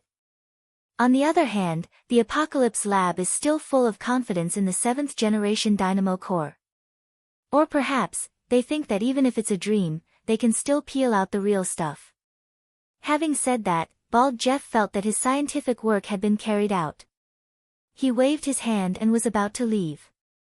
Just before he cut off the communication, he suddenly thought of something and turned to Wang Yu. Send me a copy of that, Comparative Research on Aberrant Ecology, paper. Chapter 886. The arrow of time pressed forward courageously. Every instant it passed through was the accumulation of endless changes. It already exceeded the limits of the imagination of ordinary people. Even with Luo Nan's current strength, he could only feel disturbances that were nearly faintly discernible and illusory. Most of the time, he had to wait for the changes to accumulate to a certain degree and compare them with the nodes in front of him. Only then would he be able to see the main veins within. Over 10 hours passed, and he did a few things. Even the external environment, whether it was the howling mist maze of the sandstorm or the tree-hole space he worked hard to manage, didn't have too obvious of a change. But for the simulator, which was purely made up of data, it already had the meaning of splitting the heavens and splitting the earth, of transforming all living things. However, Luo Nan was more or less dissatisfied as he stared at the main interface of the simulator and studied the various parameters. Greedy for perfection. This isn't easy. It must be said that the amount of information Luo Nan absorbed and precipitated from the Sunwill absolute domain at the risk of exploding was extremely considerable. At the same time, the external neuron's large data processing ability was outstanding. With the support of these two, the Senior Sovereign Level Basic Exploration Model 2.7 Innerverse Simulator displayed its outstanding design performance. Ever since it activated its automatic editing mode, it had already formed dazzling results. Luo Nan was dazzled to the point where he couldn't help but sigh. Not ideal. Rui Wen's voice suddenly rang in his ear, giving Luo Nan a shock. He turned his head and saw that the little girl's expression was normal. He was just about to let out a sigh of relief when he saw that the clothes on her shoulders and waist had been torn. It was unknown how, but her jade-like skin was revealed. Fortunately, there were no wounds. What's going on? The relationship between fragment number 2 and its surroundings is a bit complicated. I was careless when I cut in. That one shouldn't be too suitable. It was rare for Rui Wen to say such a long sentence. She was mostly defending herself. Clearly, she didn't want Luo Nan to worry. Luo Nan's eyebrows furrowed. Rui Wen was undoubtedly the best assistant when searching and scouting the mist maze. The little girl was able to freely enter and exit this chaotic region that didn't possess any basic spacetime structure. It was thanks to her guidance that Luo Nan was able to enter. Even now, Luo Nan's understanding of the mist maze environment seemed to be inferior to Rui Wen's. Therefore, the early-stage reconnaissance mission of finding the foundation stone of the virtual plane was given to Rui Wen. This was much more detailed than the long-distance observation of the lens. But if the little girl was too reckless and something really happened to her, he wouldn't be able to redeem himself even if he died 10,000 times. Luo Nan thought over and over again, but he still chose a more conservative method. You can be a scout, but don't get too close. Actually, I'll have to see for myself whether or not you'll be able to enter those fragments. But, I'll adjust the focal length of the lens and then attempt to land in the tree hole space as a whole. I'll have to do this sooner or later, and you'll have to help me connect it. I can still do it. Ruewen hooked her finger on the torn seam of her clothes and frowned slightly. These are all burdens, stop. Luo Nan was afraid that Ruewen would be in a bad mood and simply tear off her clothes. Though he understood that Ruewen was in a state where her body and soul were in a chaotic state, moving around while carrying foreign objects was indeed a burden. But of course, he couldn't say that now. It shouldn't be early anymore. We've just started tonight, so don't exhaust yourself. Tomorrow, it should be the 13th already. Today is Monday, and you still have to go to school. Go back and rest first. I'll ponder over a more efficient method. We're going to build this fake plane. It's not as simple as finding a suitable large fragment and throwing the automatically compiled environmental parameters inside. It's a very complicated process. Right now, we're drawing up blueprints and finding a suitable foundation stone. All of this is just preparatory work. Aside from these 2 points, it also depends on whether or not my ability in the aspect of space-time configuration can support it. Of course, we also need to have a clear schedule. If we can't build it well, we can't fool people. If we get knocked on the door before we even finish building it, then it'll be even more awkward. At this time, we can't just bury ourselves in work. We need to understand the situation outside. We need to think things over and plan as a whole. Do you understand? Luo Nan chattered on, feeling that his eloquence had improved. Ruewen didn't speak. It looked like she was still a bit emotional, but in the end, she was a good and obedient child. She wouldn't contradict Luo Nan, and she wouldn't act on her own. Luo Nan was quite reassured about this. Okay. Hurry up and go take a nap. If time is tight, I'll urge you to skip class. Make your preparations. He coaxed and persuaded Ruewen out of the mist maze in the end. Luo Nan let out a long sigh of relief. He looked at the numerous and complicated environmental projections within the simulator, and his brows unconsciously furrowed. The words he said just now weren't completely coaxing her. They were all based on facts. He really did need to properly organize his thoughts and make a choice at this time. Luo Nan retreated from the mist maze with this thought. He tore a crack in his own sandwich domain and accurately entered the lower-level main cabin of the luxurious yacht by the shore of Northern Mountain Lake. Luo Nan most likely wouldn't have been able to do this before tonight. In the highly warped environment of space and time, Luo Nan wouldn't have been able to casually jump across worlds without establishing an anchor point in advance. Perhaps he would have been flung into outer space in a flash.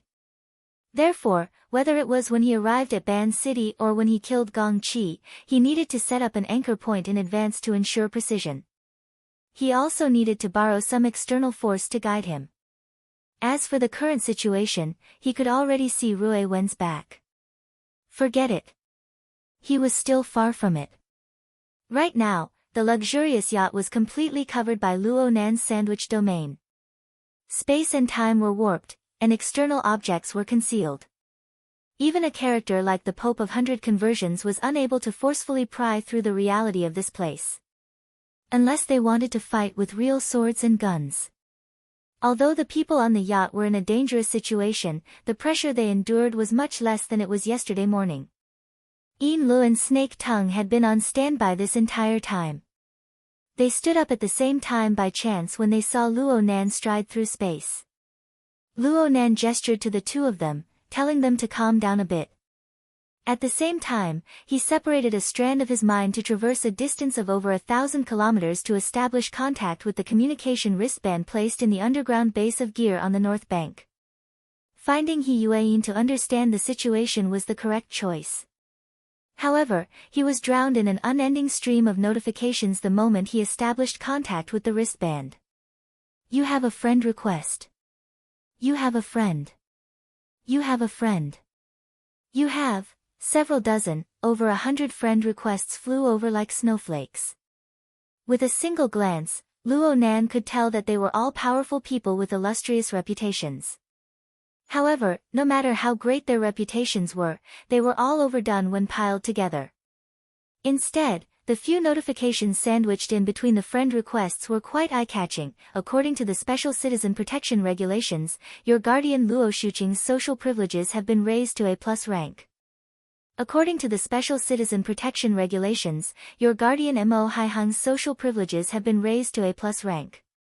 Your relative Mo Ya, your relative Mo Peng. Luo Nan's eyelids twitched 3 times as he looked at these notification messages. Chapter 887. Luo Nan was able to feel the impact his actions over the past 2 days brought to the world from the notifications that popped up one after another.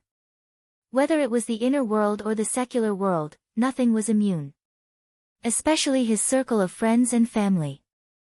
The shock waves stirred up from this, especially the distortions formed in his social network, would bring him quite a bit of influence for quite some time. Luo Nan pondered seriously for a few seconds. Then he discovered that he was completely clueless in thinking. It was tantamount to a waste of time, so he let this problem go for now. He connected to his communication wristband in order to find He Yueyin to understand the current situation. He had not forgotten this goal. But contrary to his expectations, He Yueyin did not immediately connect after he sent the communication request. Instead, the message mechanism was triggered, and He Yueyin's pre-recorded voice was heard. "Hello, it's not convenient for me to answer right now." Before the recording could finish playing, there was a sudden jump. It was still a recording, but it had already named Luo Nan. "Mr. Luo, I am currently in a state of silent communication. If you hear this message, please contact Her Majesty Empress Wu directly. Is this treatment specially given to me?" Luo Nan knew that this was an intelligent setting made from the number judgment. In fact, many groups could be arranged, but Luo Nan still felt quite comfortable in his heart. He hung up and wanted to call Her Majesty Empress Wu, but he was a bit hesitant. Truth be told, out of the Iron Triangle of Xia City, this person was the one who gave him the most pressure. He had the first impression of being taught a lesson the first time he met her. He had gradually accumulated impressions and judgments. He also had to keep a respectful distance from this mysterious and deep person. Perhaps reverence was a better way to put it. In the end, Luo Nan did not contact Her Majesty Empress Wu at the first instance. Just like how people dealt with matters, they unconsciously wanted to leave the most difficult problem until the end. Only the heavens knew what arrangements Her Majesty Empress Wu would have. It seemed that she was used to being a boss, so it was quite easy for her to arrange tasks. Before this, Luo Nan needed to deal with the matters at hand. Only now did he turn his gaze to the 2 ladies to the side. Yin Le had assumed a respectful and solemn posture, but when Luo Nan's gaze shifted over, her waist and back subconsciously tensed up a bit, and her head automatically drooped down. This posture was quite proper, but Snake Tongue, who was right next to her, was even more exaggerated. She bent her knees and knelt on the tatami. Her palms were crossed, and her forehead was pressed forward. She was humble, solemn, and solemn. For a time, even Yin Le found it hard to understand Snake Tongue's current state of mind. But she was able to faintly sense that Luo Nan, who was in front of her, swept his gaze over without any difference due to their kneeling and standing postures. In the eyes of this person, standing solemnly and kneeling was a must. Or perhaps, the simple level of posture was far from enough to make a difference. Half a second later, Yin Lu and Snake Tongue heard a simple arrangement. "Wait a moment." Luo Nan had already opened up the virtual work area as he spoke. He took out the records of the exoskeleton frame defects that he and Rui Wen had summarized in the tree hole space. He added a rough modification plan and organized them a bit. Following that, he gave a simple description and structural sketch of some of the reserve masks he discovered after successfully activating the invisible yarn with the lamination interference. The information and data from both sides were sealed and sent to President Wan. Luo Nan needed Dean Wan to give him a look when it came to the construction tool for the perfect body that was necessary for the lamination interference technique. Dean Wan was a true master of craft design. He had the vision and ability to turn something rotten into something magical. Luo Nan hoped that the modifications this time would allow the structure, toughness, and strength of the exoskeleton frame to have a clear upgrade. If he could increase the duration of the perfect body by a fold. No, as long as he could increase it by a third, he would have the confidence to fight a mid-level extraordinary level battle by himself. As for the masks, they were materials for deeper research. They were also Luo Nan's advance payment. Oh, that's right. Luo Nan suddenly thought of something and turned to instruct Yin Luo. Tell Master Shou that there might still need to be some adjustments made to the technology that was confirmed the night before yesterday. Tell them to control the progress and just take out 3 to 5 sets as backup. We'll have to wait for news later. Yin Luo responded and was about to find a veteran to contact, but Luo Nan raised his hand to stop her. There's one more thing. I might need to mobilize the believers of the Blood Flame Order for the next 2 days to help me do some experiments. Actually, it's similar to the practice of the dream entering technique. I need them to help me do some identification work. Yeah, it's like a closed beta game, finding bugs and the like. Yin Luo didn't quite understand what Luo Nan was saying. Luo Nan just needed to inform him of this matter. As his personal secretary, all she needed to do was nod her head in agreement. As for her identity as the Vice Ablatum of the Blood Flame Order, it was indeed more convenient for her to help Luo Nan with some organizational work. Yin Luo discovered a problem because she thought about it a bit more. Sir, do you need to keep your closed beta a secret?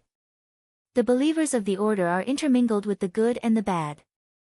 There will always be a few people like Cadman. It's fine. They won't remember. Luo Nan's gaze shifted to Snake Tongue as he spoke.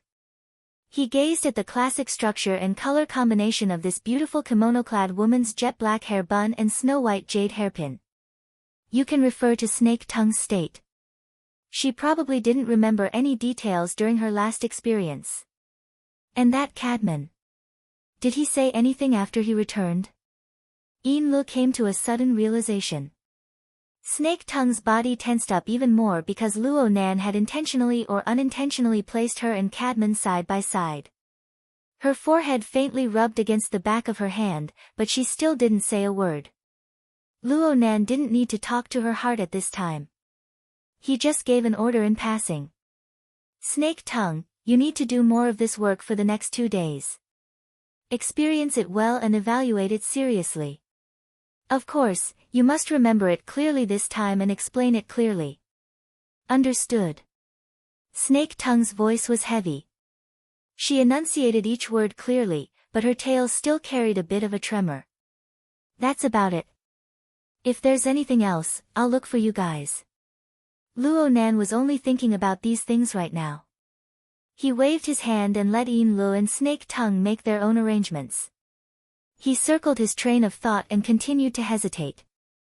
Should he give Her Majesty Empress Wu a call? Perhaps he should beat around the bush a bit. Luo Nan's thoughts spun, and he subconsciously used the hexaear to enter the psychic wave network. He entered his friend group, which he hadn't spoken in a while. There was a group of friends from the Xia City branch, especially Zhang Yingying, Her Majesty Empress Wu's trusted aide and informant. Well, the group was unexpectedly lively today. It seemed that a newcomer had just been introduced. It was done by Zhang Yingying. I'm borrowing your precious land to post an advertisement. May 14th, Acumen College's Great Auditorium, Conference Room 3. 2 professors, Wu Zunliang and Ding Zhiying, will be presenting an academic report on the interference and comparative study of suspected planar pollution sources. Experts, scholars, and people interested in the ecology of the wilderness and planar research are invited to participate and support. This is just a small token of my appreciation. Little sister, many blessings. Then a large red packet popped up on the chat interface. The picture used to decorate it was of a red-faced baby girl wearing a peony robe. She bowed with her hands clasped in front of her. She looked charmingly naive. Luo Nan looked at the ostentatious advertising slogan and the red packet with the image of a big lucky baby girl. He especially saw the name that had just been added. Several elements piled up and shone upon him. He felt that his injuries from yesterday hadn't healed yet. A mouthful of old blood was stuck in his throat, and he nearly spat it out. Chapter 888. Let's not talk about the thoughts of a certain guy who was spying on us. In this small chat group, many experienced players had already honked their horns in greeting and warmly welcomed the arrival of the new beauty. Octopus that doesn't produce knockout drugs, little girl, you're very smart. Now all you're missing is a selfie. Paper doll, the advertisement isn't official. What's the exact time? Contact information. Please give me your number, we can talk privately. Moral standard rising higher, personal friend list is open, please add me as a friend. The privacy protection of a newbie is a bit too much, please give me some pointers. Occasionally, some serious people, such as Shui Lei, who logged in with his real name, would honestly express his opinion. The frequency of new planes has been quite high these days.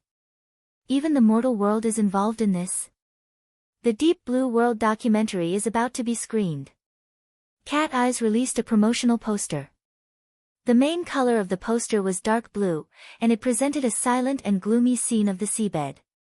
Crag burst, it's most likely just a PowerPoint presentation. There's no sign at all. It's good that it's affected. Zhang Yingying continued to support her colleagues. Since the newcomer is acting cute, if you have time, go and support him.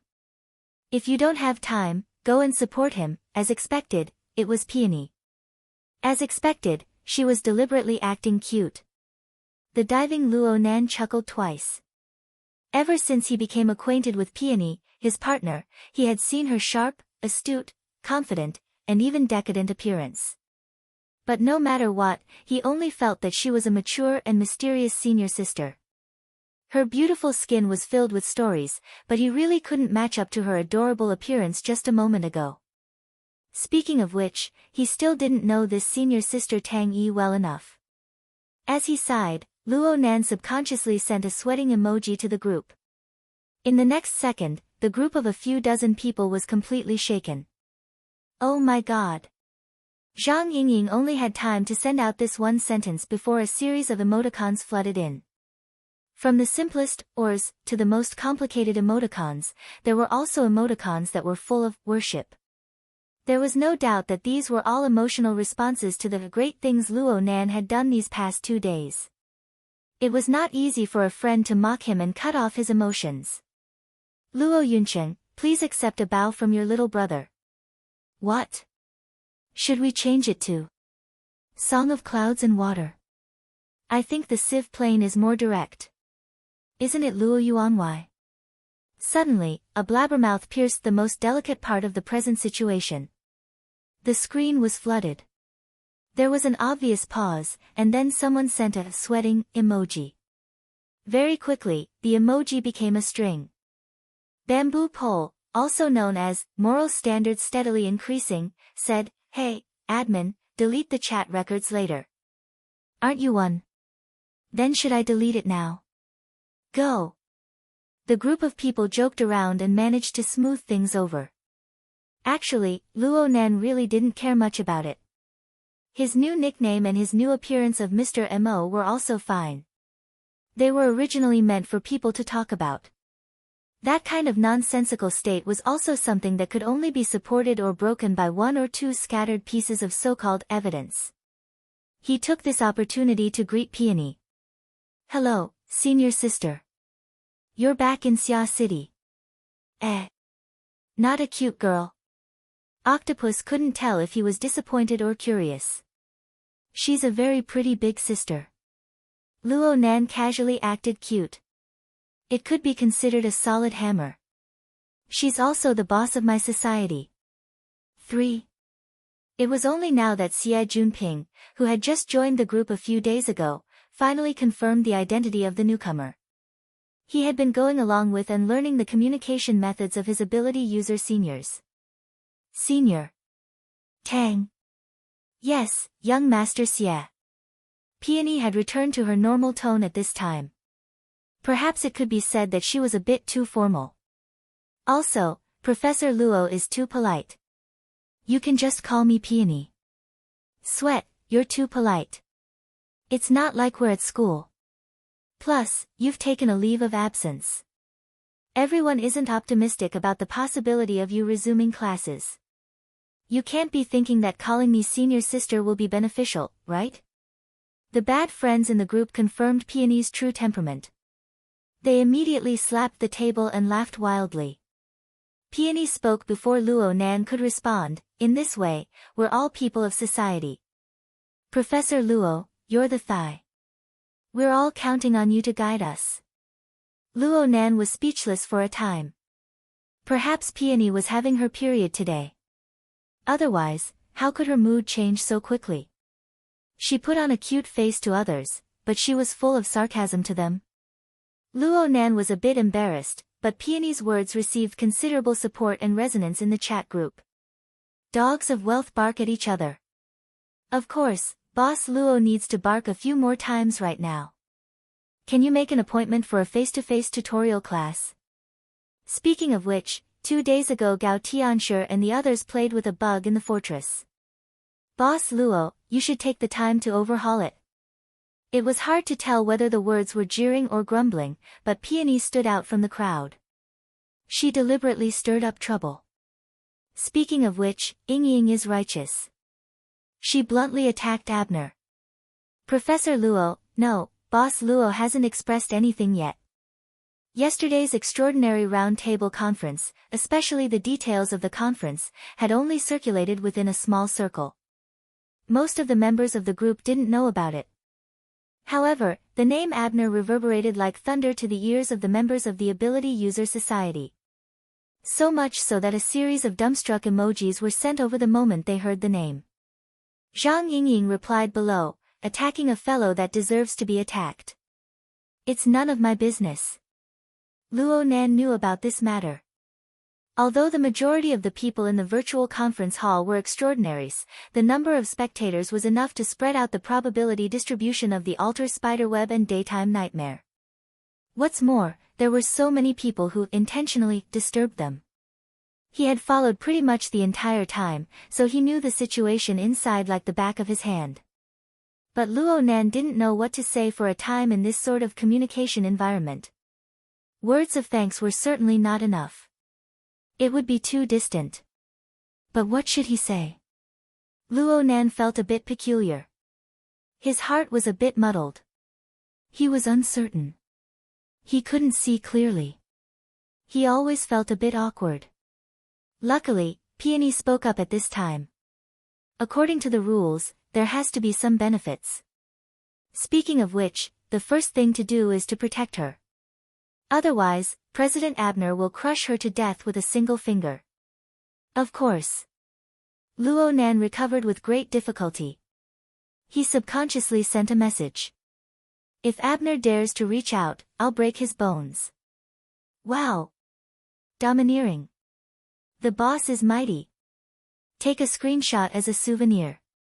Zhang Yingying went along with the fun and sent a starry-eyed gif. Her eyes were red, and her heart was in a mess. But she didn't say anything after that. Luo Nan's feelings became even more subtle after he said those words. What was up with this sort of, it's only right and proper to talk nonsense, feeling? Don't forget about the benefits. Isn't it only right and proper to give benefits to others? The opposite is a mess. This is society. Peony seemed to be sighing with emotion. Think about it. These words are said to a true God. You want to give them benefits, give them rewards, and so on. Is this a bribe or an insult? It's like a world war. This is society and its rules. Luo Nan wanted to send another message, but he didn't know what to say. The subtle feelings in his heart continued to grow, and he seemed to understand something. Was this Peony's idea? Or was it her boss' idea? In the end, he didn't chat too much in the group. He found Her Majesty Empress Wu's contact information while harboring complex and subtle feelings. The call connected within a few seconds. Literature Hall. Chapter 889. Your Majesty. Luo Nan spoke of a particularly awkward title in modern society. He didn't know how to continue for a time. On the other hand, Her Majesty Empress Wu spoke softly. She sounded a bit careless, but she was straightforward. He Yuan asked you to find me? Yes. What's the matter? Luo Nan was speechless for a time. Don't you have something to arrange? Luo Nan suddenly came back to his senses after being stunned for half a second. Speaking of which, he really did have something to discuss with Her Majesty Empress Wu. At the very least, Her Majesty Empress Wu and President Ouyang had given him firm support during the extraordinary roundtable conference. He had to express his thanks. Luo Nan's words had just begun when he got stuck. It was all Peony's fault. She spoke in a weird tone in the chat group. He didn't know what to say. Fortunately, Her Majesty Empress Wu followed up, is it about going to D City tomorrow? Ah, that's right. Though it was a bit different from Luo Nan's original intentions, it was good to cut in from here. He took advantage of the situation and said, Sister Yue mentioned that Your Majesty will go to the outer seas of Ban City to cover my departure. I haven't even thanked her yet. However, the situation has changed from before. Your Majesty doesn't need to go there anymore. What I mean is that you don't need me anymore. No. I don't mean that.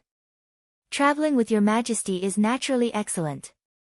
Perhaps it was because the first impression was too deep, but Her Majesty Empress Wu's soft and lazy voice always made Luo Nan think of the gentle and refined image of a woman with a scroll in her hand. To be more precise, she was like a female teacher, the kind that taught language or history. And this image was interwoven with the warm afternoon sunlight and the lingering sleepiness. Then, of course, there was the slight pain of the book tapping on the back of his head, as well as the resulting awkwardness and the like. Of course, all of this was just a figment of Luo Nan's imagination. Luo Nan quickly came back to his senses and revealed his own plan in full. If I go to the auction with Your Majesty, I don't need to go from the outer seas of Ban City. I can go back to Xia City. I can just go from there. It just so happens that there are some things I want to discuss with Your Majesty, President Ouyang, and Old Man Yu. Luo Nan didn't directly say Mr. Mo and the new plane, but Her Majesty Empress Wu understood. But unexpectedly, Her Majesty Empress Wu straightforwardly refused. There's no need to make a special trip back to find someone. Your Majesty. Luo Nan was a bit confused. If you're considering everyone's position, then I can tell you that with Ouyang and Old Yu's personalities, there's no need for you to deliberately say anything. Ouyang Chen's temperament and character are somewhat similar to yours. You can be considered as an otaku with skills. When it comes to socializing, it's all the ideal routines in the books. You pay attention to not betraying others and not being betrayed by others. You have a tacit understanding and your hearts are connected. There's no need to explain too clearly. Elder Yu, on the other hand, has the mentality of a senior. When he sees an outstanding junior, he wants to give him a hand and send him on his way. As for the situation itself, it doesn't matter. Both of them are like this, so why are you still looking for them? As long as you're not too willful and self-centered, it'll be fine. Luo Nan rushed to declare his position, naturally I won't. But as he spoke, he subconsciously did a self-examination. He had hidden quite a few things regarding the matter of the new plane. It was fortunate that President Ouyang was still able to stand firmly by his side and support him unconditionally under these circumstances. The more Luo Nan examined himself, the more ashamed he felt. Her Majesty Empress Wu's voice continued to enter his ears. As for my side, let's not talk about anything else. There's no need for us to travel together. What if something happens at this time? You're playing tricks right under my eyes. Do you want me to pretend not to see it? Or do you want me to pretend not to see it? Luo Nan was very embarrassed. Actually, part of the reason why he wanted to return to Xia City was related to this. Now that he had been exposed, he didn't know what to say for a time. Her Majesty Empress Wu was as unhurried as before. She spoke in a clear and gentle tone, just like an afternoon class. At this time, you should be asking for your assistance. What? Are you thin-skinned, or are you looking down on me? Luo Nan came back to his senses and hurriedly smoothed out the conversation. No, I really do need your help to guide me. It's always been like this. The signal waves of the hexaear faithfully restored Her Majesty Empress Wu's light laughter. The past is the past. The present is the present. I was able to guide you in the past, but now I can only give you advice. It's not that bad. For some people, it's not that bad. If I want to guide Qianju, believe it or not, I'll immediately get into a good fight. Luo Nan choked once more. Her Majesty Empress Wu and Peony really had the same tone. She even locked onto the true God as an example. She completely placed this matter in the context of social relations. Speaking of which, this was Her Majesty Empress Wu's usual style. She had long since said that she was an investor. She even compared Luo Nan to the target of her investment. Now she wasn't an investment, but a social transaction.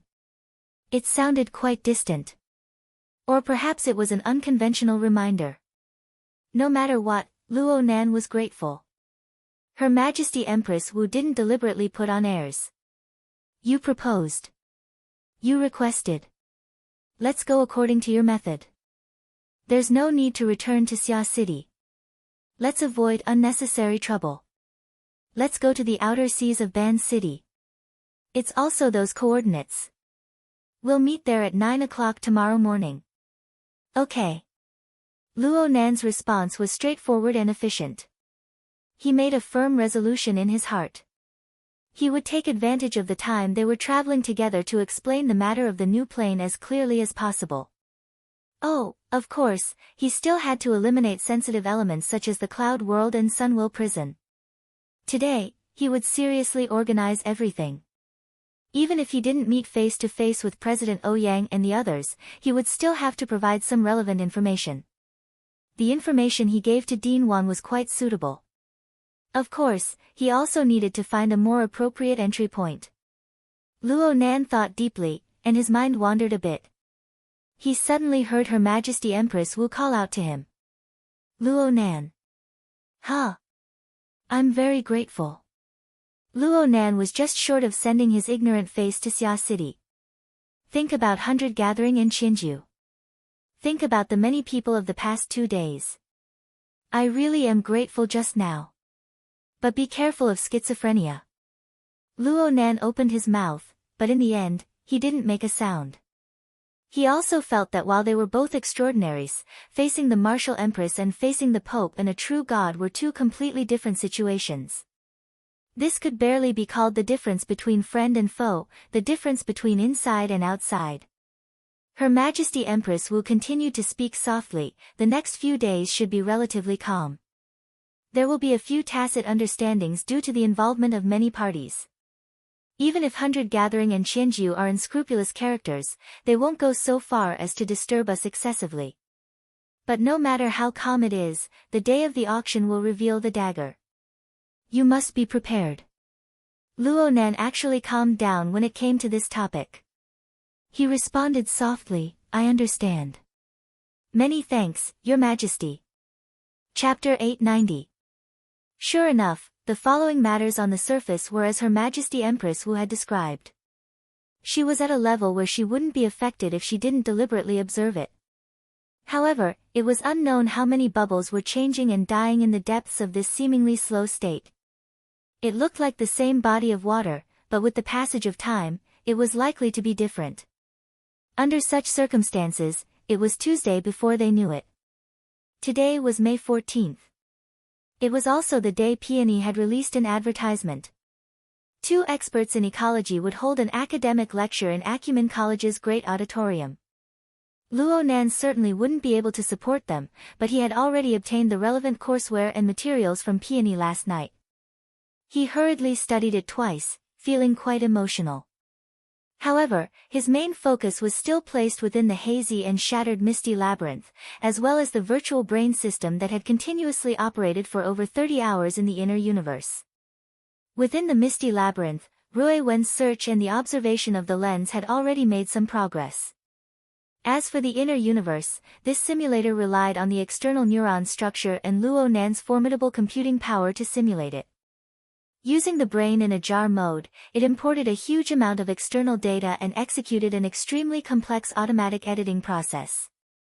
Up until now, there was still no definite outcome. This didn't mean that the automatic editing process was a mess. In fact, the results produced by the simulator at this stage were already quite impressive. Impressive to the point that it was a bit excessive. Right now, the virtual work area in front of Luo Nan reflected a dark red glowing mist. Hundreds and thousands of specks of light were scattered within. At first glance, it looked like a nebula in the depths of the universe. It was a bit similar to the scene reflected by the lens. But there was a fundamental difference between the two. The nebula scene produced by the lens was a combing and mapping of the complex and deep misty labyrinth. It embodied the result of simplifying the complex. It was just that it was embodied in an intuitive manner in the end. It was roughly equivalent to a slideshow. But this dark red nebula simulated by the inner universe didn't have any simplifications. It was the direct result of the simulated spacetime structure rendered by the brain in a jar mode. The rigorous core and the complex structure had already far exceeded Luo Nan's imagination. What he had originally conceived was just a so-called plane that he had pieced together by hand. It was nothing more than that. His target of reference was the Format 70 Research Institute created by his mother and the cloud world. He could probably play around with some fancy spacetime distortions between the two. It would be fine as long as it looked larger. But this dark red nebula, judging from the logic, parameters, and results of the simulation, to truly replicate it in the real world, the diameter would need to be about 10 or 20 light years. That's right, the unit of measurement is light years. Moreover, this so-called nebula was not the same concept as what was taught in textbooks. It was definitely not just a cluster of interstellar gas and dust but the result of the interlacing, squeezing, and twisting of multiple spacetime structures. Inside, there were star systems similar to the solar system, as well as spacetime interfaces of other dimensions. The maze of mist collided with the space of Earth, and the broken pieces and rules interweaved to form a world of clouds. Such examples were everywhere in the dark red nebula. In the simulation results, a diameter of nearly 20 light-years showed thousands of relatively complete but completely different spacetime environments.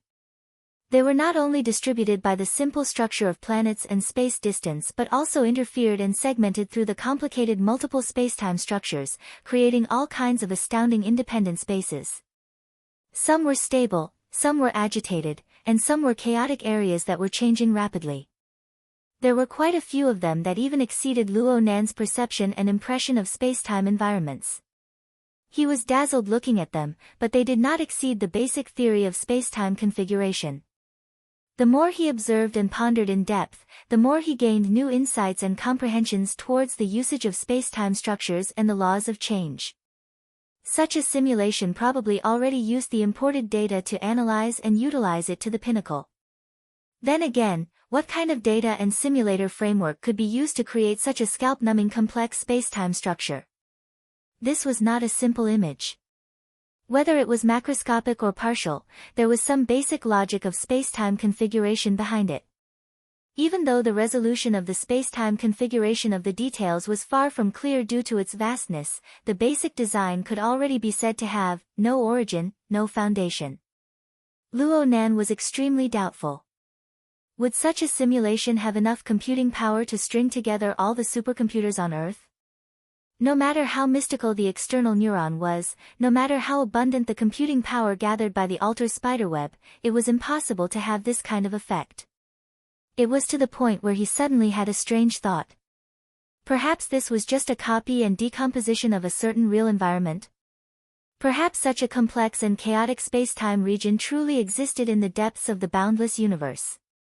Its information existed within the enormous information flood of the Sunwheel Hell. It was also possible that the external neuron's bottomless data reserves were imported and reorganized by the inner universe. Otherwise, it would be impossible to explain how this grand, rigorous, warped, and absurd architectural blueprint was simulated. It was so realistic that it made one feel suspicious. In any case, the current simulation results and environment settings were already far too impressive. It was so impressive that Luo Nan did not know what to do with it.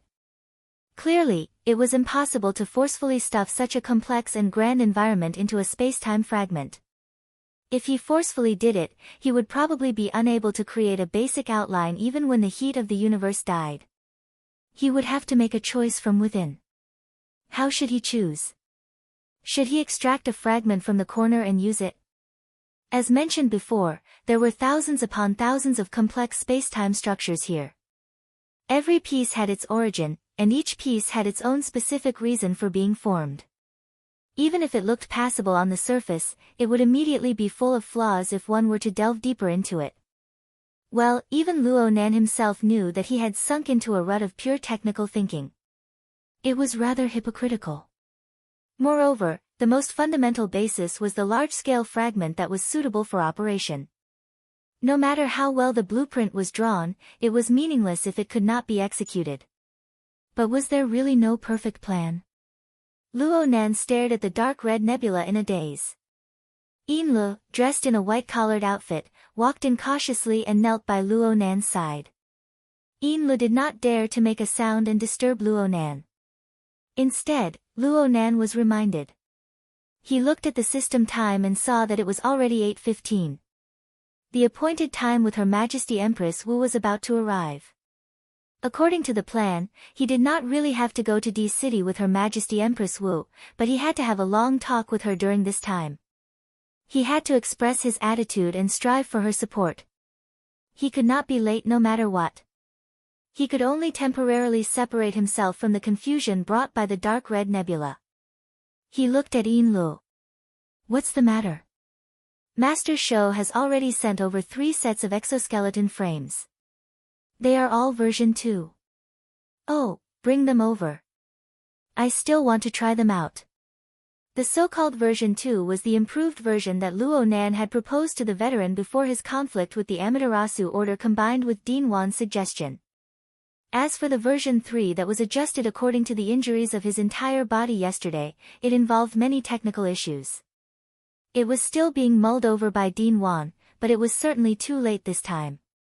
In other words, Luo Nan had to take the risk of being injured a second time if he pushed the perfect body.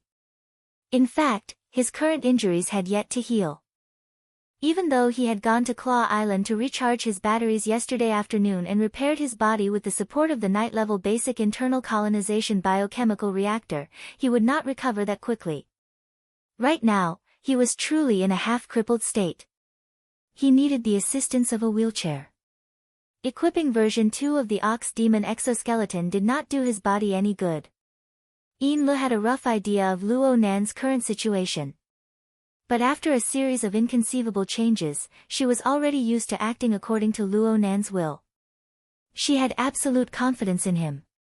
Therefore, she only replied with a yes, stood up again, and brought in the 3 metal boxes that had already been sealed. During this time, she glanced at the corner of the living room. Over there was the angle between the sliding door of the master bedroom and the inner wall of the ship. Snake Tongue was still in her traditional attire, silently kneeling. However, her body was already leaning against the corner. She was muddle-headed, her thoughts unknown. It was quite different from her usual proper bearing. There was nothing wrong with saying that she was unconscious. Luo Nan noticed Yin Li's line of sight and casually explained, "She's lost." Yin Lu didn't quite understand. She only knew that Snake Tongue had been ordered by Luo Nan to do internal testing for his latest design. The Blood Flame Order's followers under the Blood Soul Temple system had the same mission. However, it seemed that Luo Nan's design had yet to truly land. The later batch had yet to officially join. Looking at Snake Tongue's current state and Luo Nan's own mood, the design and internal testing work were not progressing smoothly. She heard Luo Nan sigh just as she was thinking, the map is too big. What should we do? Delimit the starting area. Then we need a plot thread to connect, Yin Lu blurted out. In fact, Luo Nan's earlier words about the internal testing of the game had given her a strong first impression. She instinctively entered into her former professional domain. Back when she was the manager of the flagship store of Frost River Reality in Xia City, she had done quite a bit of research on large-scale game operations. Luo Nan was startled for a moment before he laughed. You really think we're playing a game? You can't just write a plot thread. Oh. The Innerverse simulator really did have a plot design function. However, Luo Nan's understanding was that it should be more similar to the offline test questions from back then. It was similar to the setting and plot of an RTS game. It would design a large background and tactical goal, then create a difficult problem for the tester and so on. He wanted the simulator to create an RPG plot. Was he really developing a game? Plus, it was an intelligent editor under the mechanism of chaos. Only the heavens knew what sort of toy would come out of it. But he still had to give it a try, right? Let's not talk about anything else. It would be enough if he could unearth a novice village from within. It would be convenient to cut into this numerous and complicated world and facilitate the initial construction. The inspiration and train of thought that had just been activated made Luo Nan begin to consider the relevant possibilities. He asked Dean Lu seriously after a while. Are there any ready-made game scripts and the like?